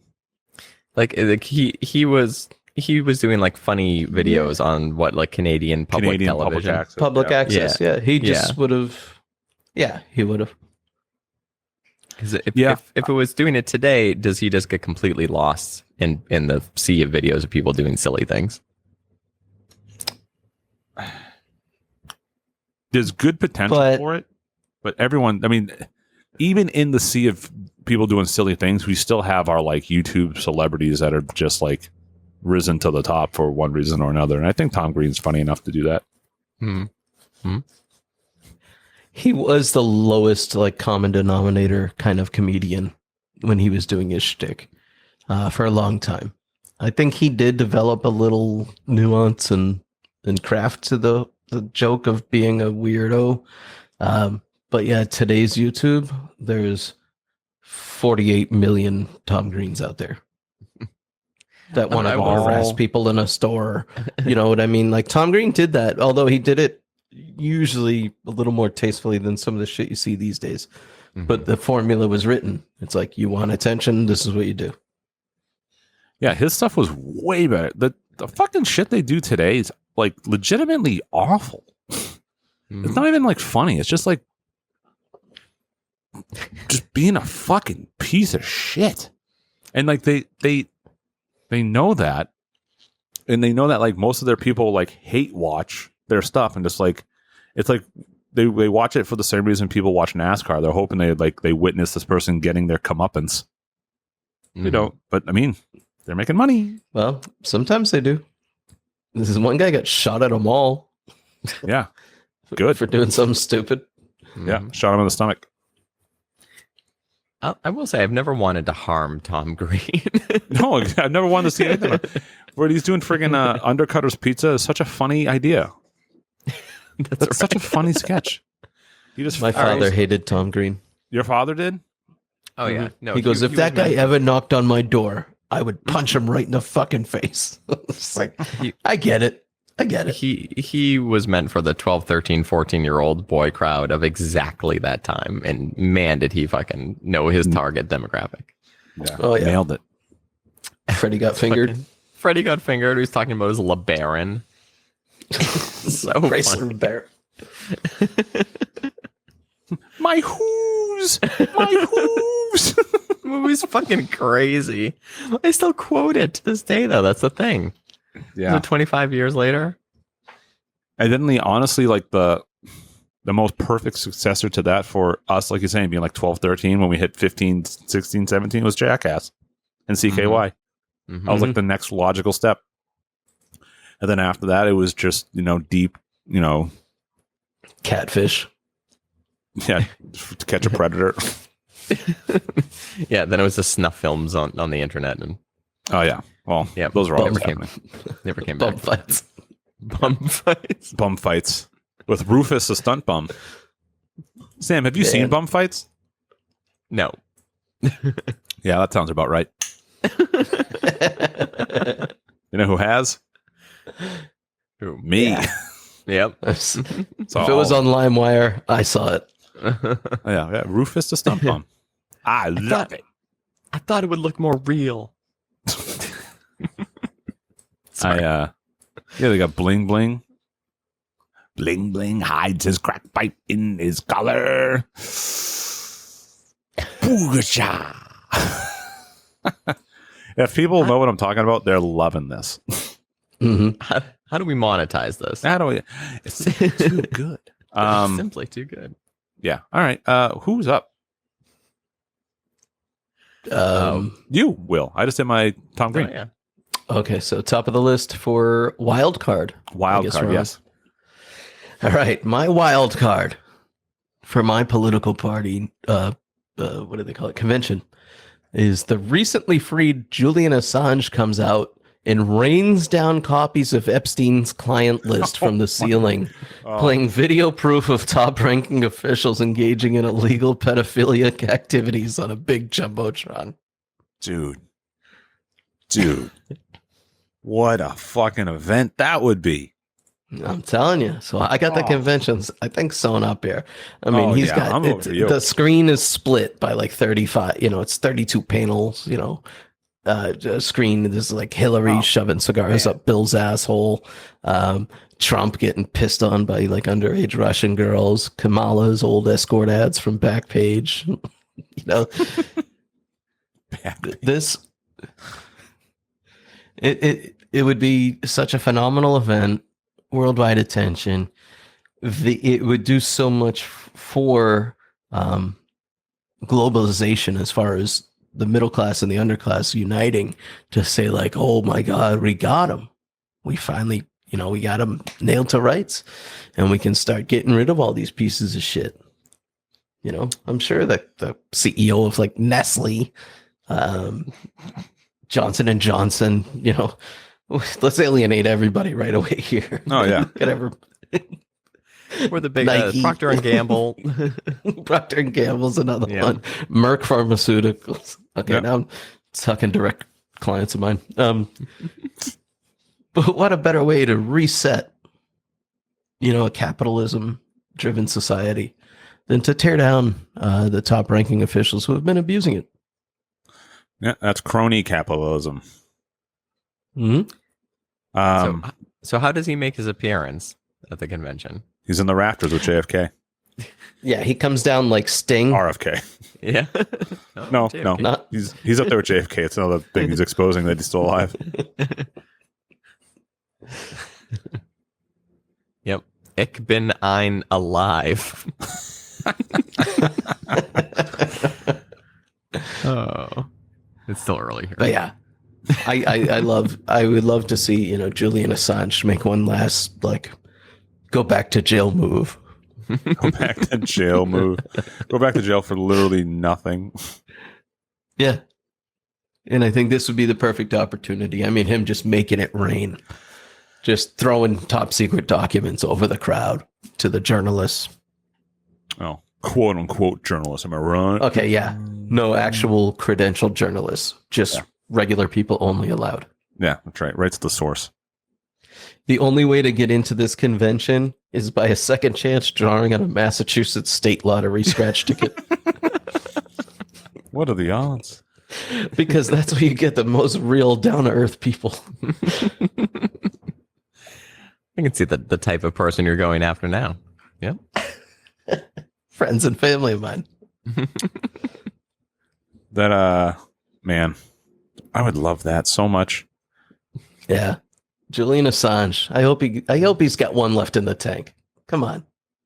I mean, you got to think about it. Like, the things that he exposed were pretty bad. Like, they were like, all right, you have to be, exiled for whatever long and this, that, and the other thing. But they never killed him. They could kill anybody on the planet at any given time. So he must have some sort of like death switch insurance policy that is so fucking like irrefutable that they're like, all right, listen, we won't kill you, but whatever. Yeah. Otherwise, he could have just been a billionaire on a yacht that gets hit with the most wild sun tornado, whatever it was. Mm. Did you hear about that one? Sun No. tornado? No. A sprout something. There was like a lake tornado that destroyed a yacht with 20 billionaires on it. Oh, yeah. Just the other day, right? And like a bunch of them just got off on some charges. Yeah. They're in a pond. Interesting. And one of the one guy who didn't make the boat trip got hit by a car and killed the week before. What the fuck? Yo. Yeah, that's one for the conspiracy channel. Oh my God. Yeah, all right. I gotta look into this. But yeah, that's my number 2. My wild card pick for my convention would be Julian Assange. Spreading more info. Oh yeah. All right. Sam? My wild card pick's a little bit different than Will's. It's Bane. The band? Nope. The super villain. Oh. Is he speaking or what's he doing? Yeah, no, he's speaking, and I think he might sound a little something like this. Sorry, you can't tell that I'm cueing you in, Matt, because I can't do a Bane. Sorry. Introduce him again. And our next speaker, you may know him from holding the city of Gotham ransom. He is Bane. Yes, thank you for introducing me. I was born in the darkness. It's me, Bane. Have you met me? I'm Bane. It wasn't worth the introduction. I'm selling merchandise. Batman. I see that you're here in the audience. Would you like to come up and say a few words? Of course not, because I'm Bane and we're villains. I'm very sick. I'm here to talk about universal health care. I would love to have this mask removed, but sadly it's cost too much to do so. That's good. Yeah, he's a big proponent of universal basic income, and women's rights especially. That sounds like Bane. He's Bane. He's truly a wild card because you never know if he'll speak eloquently or hold the entire conference hostage and try to get the Batman to reveal himself.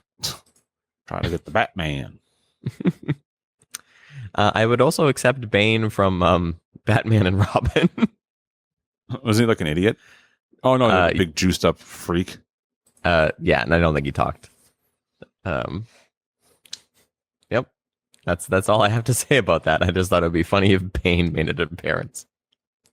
You know what you could do? You could have him like faux take over like the whole convention with like how like a villain would. You're like taking over the whole thing and like capturing all like the leaders in the room. But then he's like, "Gotcha, jokes on you. This was a prank." Introducing Lou Bega. Yeah. Yeah. To be fair, he comes out first, so we can introduce the musical act of Lou, that makes Lou sense. Bega. Yeah, with like the whole like faux kidnapping. Yeah. And then he's like, "Are you scared? Good, because you're on scare tactics. Coming back to the Sci-Fi Channel this summer." He's just there to promote all sorts of shit. So where's my check? Listen, you like this jacket? It was paid for by what's it? Jesse Ventura's CBD oil. Oh yeah, my conventions are really shaping up. Yeah. Matt, what say you? Your wild card. My wild card is it's just a it's a 1 hour baking demonstration by the local high school culinary teacher. That is a wild card. No one saw it coming. Never know. No one saw it coming. No. No one in particular, just wherever the convention's being held, right? Because it's going to be every year. So every year there'll be a baking demonstration for 1 hour. It takes it fucking all the momentum. Like the bum bum song wraps up. Everyone's got, is all hyped up, and they're like, all right, cool. We're going to bring the temperature down. And here's Mr. Higglesworth. He's going to come out. He's going to tell you how to bake an apple brown Betty. And he's like, okay, so first thing I'm going to want to do, and he just like launches into it. And like everyone has aprons under their seats and all the ingredients. And the funny thing is like the seats in front of them double as ovens. So like there's a little handle in the back. So everyone who designed these? Yeah. So who designed them? Bane did. And then he's a scientist. He can do that shit. And they all make an apple brown Betty, and then they all try it, and then at the end of it, they all put up a piece of the apple brown Betty in the air, and they say, "Ziggy zaggy, ziggy zaggy, oi oi oi," and they fucking stuff it down their gullets, and then then Mr. Higglesworth just pushes his cart of all his baking needs off, and then the convention just continues on. By the way, this is a mandatory event. You have to be present. You can't not be there. It's one of the only things when you get the ticket, it says you have to participate in the hour-long baking demonstration. My favorite part is when it's over and there's no applause and he slowly pushes his squeaky cart off the stage. Yeah.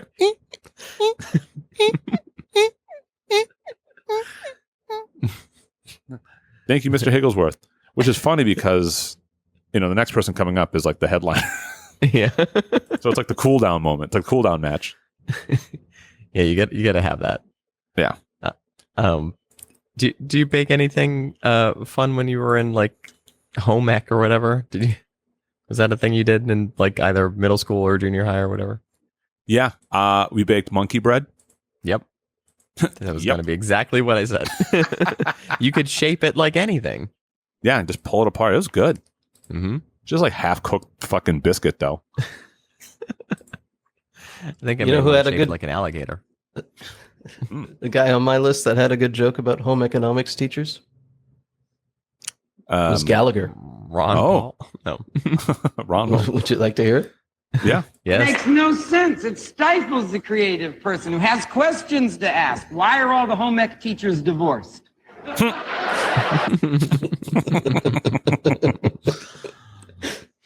There's no way. Will, you went to Yes. hunking, right? Of course. Did you have home ec? Yep.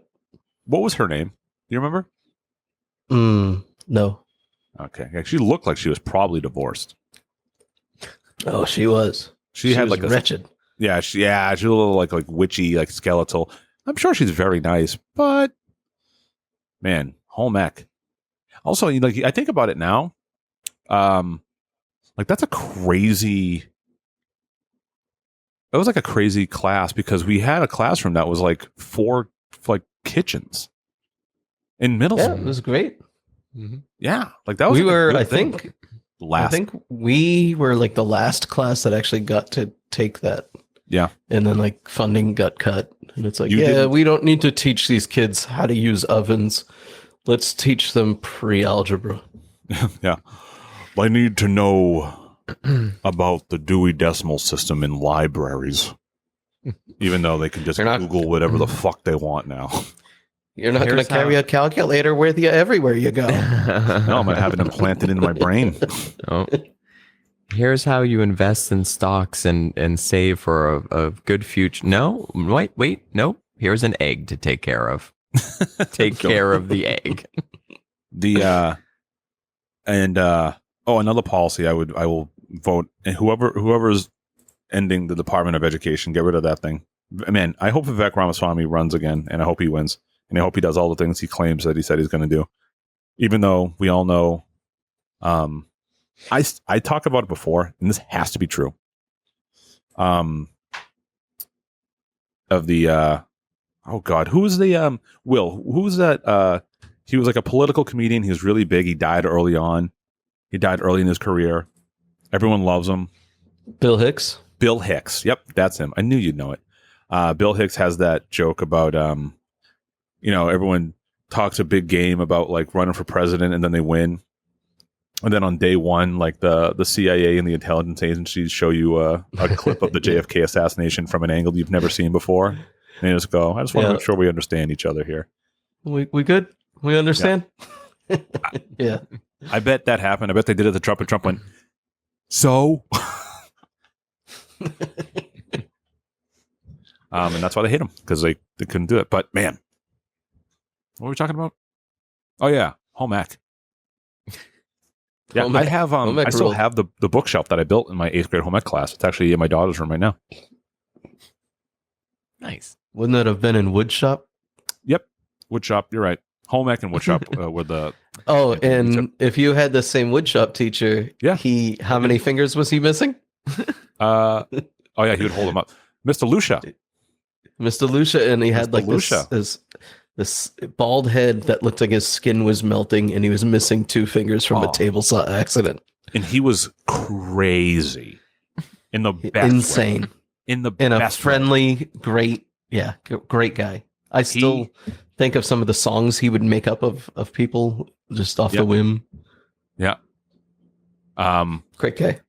He was awesome. I remember he used to. I think I told the story on the show too. But out of nowhere, he'd just be like, "Pistony, get out of here! Wait in the hall." And I'd be like, "What the fuck?" You And then don't I'd go go out here there. anymore. And then I would go out in the hall because I didn't know what he did. He'd just like yell at me to like I had to like lead the class, and just like he'd leave me out there for like 5-10 minutes, and then he'd finally come out with like a bag of Skittles. He'd be like, "Here's some Skittles," and just like give me some. He'd be like eat these and come back in, and like that was it. And he would do that Shout shit out to all Mr. the time with people. Mr. Lucia. Wow. He was awesome. R.I.P. Oh, he's definitely dead. Oh, for sure. Yeah, he was 80 at the time. So Yeah. Yeah. But man, all right. good for him. Number ones. Yeah. Who's your presidential candidates? Oh man, you guys aren't seeing this one coming, but I assure you, this is the guy we need to lead the country. Dan the Beast Severn. Oh fuck. Oh fuck. Yes, sir. A bold and powerful man with a bold and powerful mustache capable of guiding this great country to new heights of prosperity. And if you don't fucking agree, he's going to suplex the shit out of you. He's got that meme going around of him fucking like Mortal Kombat tossing that guy and like put it over everything. It's Oh, like, that whenever is my him? wife's in I didn't Target. know if that was him or not, but yeah. Yeah, that's him. And it's just like this. Easy. Or Yeah. simple. Easy as that. So this guy, he was an MMA fighter, black belt in judo and I think jiu-jitsu. Fought in the UFC in the early days when it was brutal, when they would have those multi-match tournaments all in one night. He was one of the, craziest guys. He brought kind of that amateur wrestling strategy into the sport, which was just really barroom brawlers for quite a while. Like he made a fool of Tank Abbott, a Hall of Famer who was just like a heavy hitter, and he just showed that a guy like that has no chance against a good wrestler. And not that Dan Severn was a small man by any means. He was huge as fuck. In one of either his first or second MMA fight, I couldn't decipher which it was. He actually did a Three Amigos suplex, like to hurt the guy, not to show off, not because it was cool, but because he was like, I still got him. And he suplexed him 3 times trying to kill him, basically. Was how UFC was back in the day. They didn't wear gloves. You were allowed to just elbow a guy in the back of the head over and over again. It was insane. And like I said, it was the grittiest time for UFC and MMA altogether. And he was one of the superstars. He did spend some time in WWE, I think after Ken Shamrock made the jump, because he saw some dollar signs. Oh yeah. But it didn't work out. And do you guys have any idea why he caught heat and didn't really continue his? Yeah. Oh, was he in Brawl for All? No. He may have been, but it had nothing to do with that. So, Right. Vince McMahon and his crew wanted him to get 666 tattooed across his forehead to join the Ministry of Darkness. And he refused. He said, no, I don't agree with this storyline. Maybe he was a religious man, whatever. Plus, that's crazy. And then the Vince and his cronies just said, well, we're going to bury you on the card. And he goes, okay, well, if you start burying me, I'm going to start shoot wrestling all your wrestlers and making them look stupid in front of your crowds. And that's why they separated. I would have loved to see that. So yeah, this guy stands on his business. That's why he would make a great president. And I don't know if you guys tune in, but he does have his own podcast that he does with Dan Fry, another old MMA guy, and it's called Dan and Don's Toxic Masculinity Podcast. Dude, sign me up. I knew this would pander to you, Matt, but I mean, what a guy to lead. He's a leader. He's not out there making wild claims. He's just out there kicking ass and wearing mustache. Hell yeah, dude. What more do we need for this country? I don't know. I should announce that I have decided that next summer I will go full mustache only. So just putting that out there. All right. I hope you. That's a great one. I hope you can twirl it when you're contemplating. I don't even want to go anymore because Will won this week. Like I'm like giving up. Yeah. 1 year vote. That's a good one. That's a good one. All right, Sam. Okay. I'm up for my presidential candidate, a man who I respect, a man who I would vote for if he was on the card. He seems like a very good person, and I think he would raise the morale of the country, and that person is Conan O'Brien. Oh, it's so good.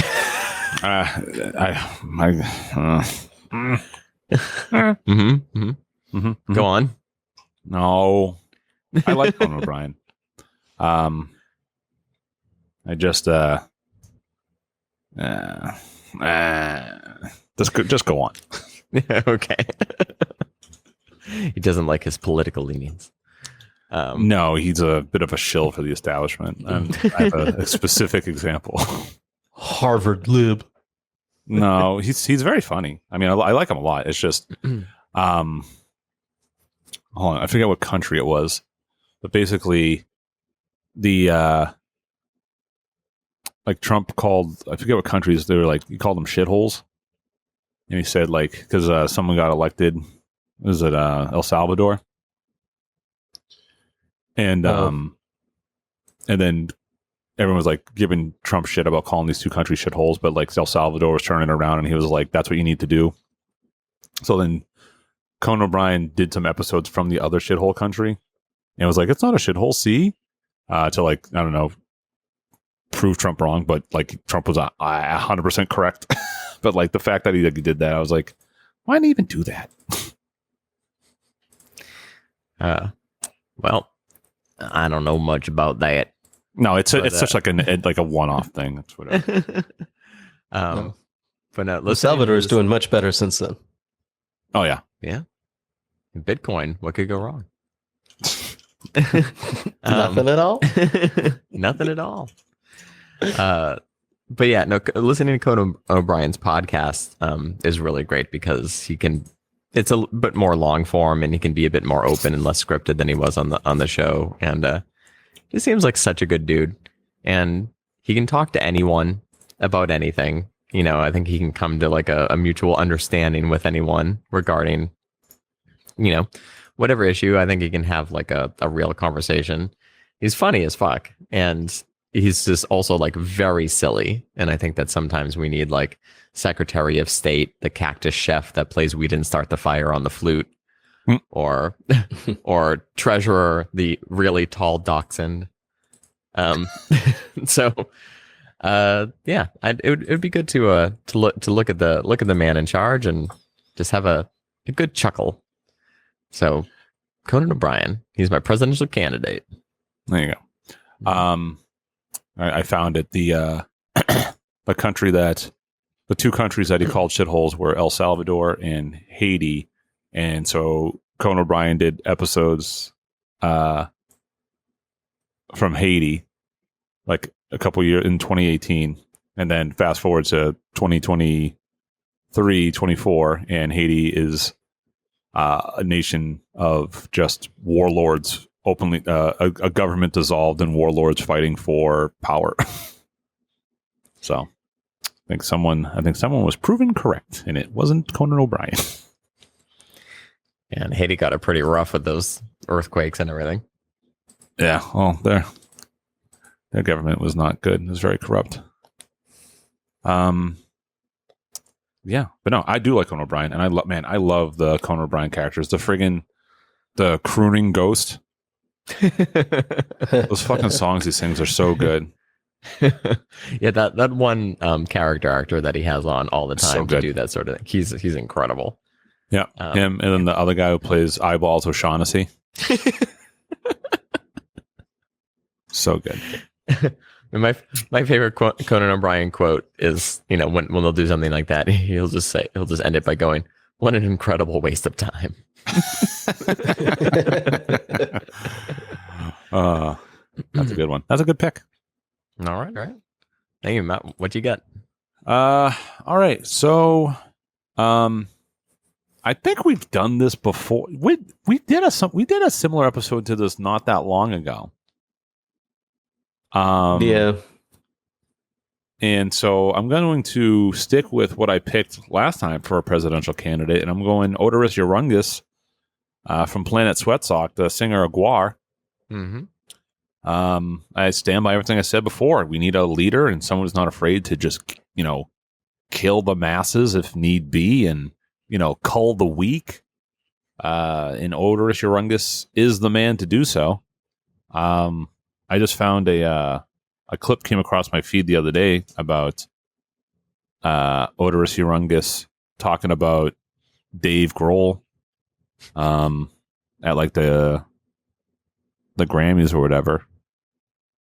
And let's see if I can pull it up here. Dave Grohl right there. Yeah, there we go. Oh, hold on. Come on. Oh. He showed up anyway, hung around until Michael Jackson was done and then beat it before Billy Ray Cyrus hit the stage. I mean, I could go on and on.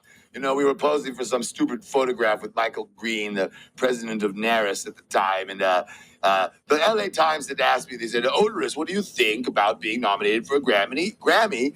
And I replied, quite honestly, it means nothing to me. It is a meaningless accolade bestowed upon Guar by a retarded child. Odorous. God, he's so good. See, he's telling it like it is. That's what we need.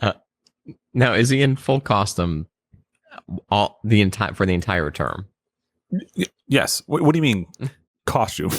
I don't understand this term you're referring to. Costume. Okay, I'm sorry. How dare you? He definitely looks like so. This is what I was getting at was that if he looks the way he does all the time, listen, if aliens are ever spying on Earth and they want to thinking about messing with us and they see a clip of our presidential leader, they might think twice. Yeah, I mean, he's got a big ass sword. He's very progressive. He's gay, so he'd be our first. Oderus Urungus would be our first gay president. All right, so let's vote for him. I think it's time. It is time. It's time. You know what we did forget is the bonus round of what your party's name is. Oh, yeah, that's right. Mm-hmm. Mm-hmm. Will, you want to start? Will, you're up. Yeah. I think my party's name would be the Opposition People's Party, so that we could kind of roll with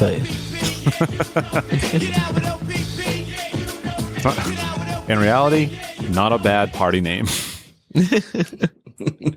Yeah, I can see the propaganda now and the aggressive imagery and merchandise. Yeah. Hell yeah. Oppositely, mine would be the Mary Kate and Ashley Olsen made-for-TV movie Double Double Toil and Trouble Memorial Party. Oh, very nice. Memorial Party. R.I.P. R.I.P. My party would be called the Farty Party. It's because it's very cute, and I would like serious news pundits to have to say "farty party." This week with the Farty Party. Yep. Big news tonight coming up from the Farty. News coming up from the Farty Party. It stinks. Hey. Oh. Do we have any fun butt lists? We do have a couple here. I can run through them real quick. First off, we do have Ryan Brown. He would first have as his celebrity Arnold Schwarzenegger. Not a bad pick. He can number 4 would be Flo from Progressive. Oh man, she's so fucking hot. Number 3, the musical act Kid and Play, featuring the 4 Non-Blondes. Wow. Man, I might vote for him now. It's pretty good. Number 2, on point, with Your Mom. And his president would be WWE's The Godfather, a.k.a. Papa Shango. Ah, Papa Shango. Hey, I just had a wild idea. Mm-hmm. This might be too much. But should we start including everyone's list in the voting? And if they win, they can write their own death? That's something we can do as a temporary. No, let's figure it out right now on the show, everybody. No, go on. Right. Listen, vote for me. Well, we ran something similar. We ran something similar last year where it was just the fun butts competing against themselves. Let me put some thought into it, and I can get something together. All right. And rounding out Ryan Brown's list, his party name would be House Party 2, nickname the Pajama Jammy Jam Party. Hell yeah, dude. Nice. Next up, we have Doubleday. All right. His number 5, the politician, would be a hologram of JFK. His B-list celebrity would be Ernie Bach Jr. Oh my God. Ernie Bach and the mechanics. Yeah, mechanics, yeah. Local car salesman up here. His musical act would be Robbie Roadsteamer. No. Oh, wow. Another local ska band out of Peabody, I guess. I don't know. You don't know Robbie Roadsteamer? No. You sing the song I Put a Baby in You? Cool. I put a baby in you. Never heard that? Have now. Okay. All right.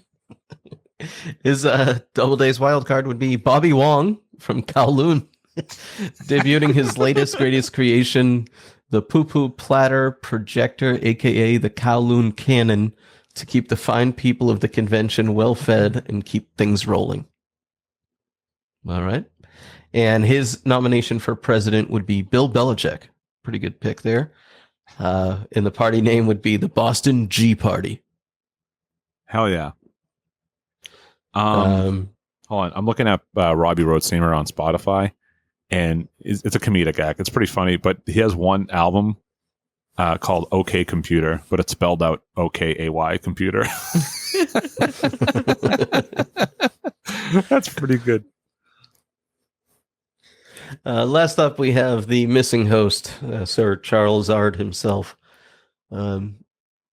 His politician to speak would be George Santos.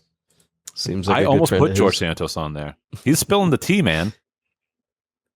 Oh, he's ridiculous. I know, but he's got quite the axe to grind. No, his Charles B-list celebrity would be Eddie Izzard. B-list? His That dude, music like sells out like fucking arenas. I guess he'd be borderline if you ask me, but I don't know shit. His musical act would be Twisted Sister. And the wild card appearance would be John Travolta reprising his role of Edna Turnblad from the motion picture musical Hairspray. And his presidential nominee, RuPaul. You know, it's a good thing he wasn't on this show. Charles. Roasted. His political party would be called the Drag Party. And there it Drag is. party. I like RuPaul. Nothing wrong with RuPaul. No. I had an actual weird dream last night that RuPaul died. And Don't put that into the world. It was weird. I was like, why RuPaul? My first and only dream of RuPaul, and she's dead. It's that haunted house you're staying in, giving you bad thoughts. I know. Must be. No? All right. Is that the show? I think That's so. it, sir. All right. Well, thank you so much. Go to top5death.com, join the Discord, get your votes in. Maybe they'll become, actual things. Vote for me, and I'll push for that to happen. But all right, yeah. We'll catch you next week, and as always, smell you later.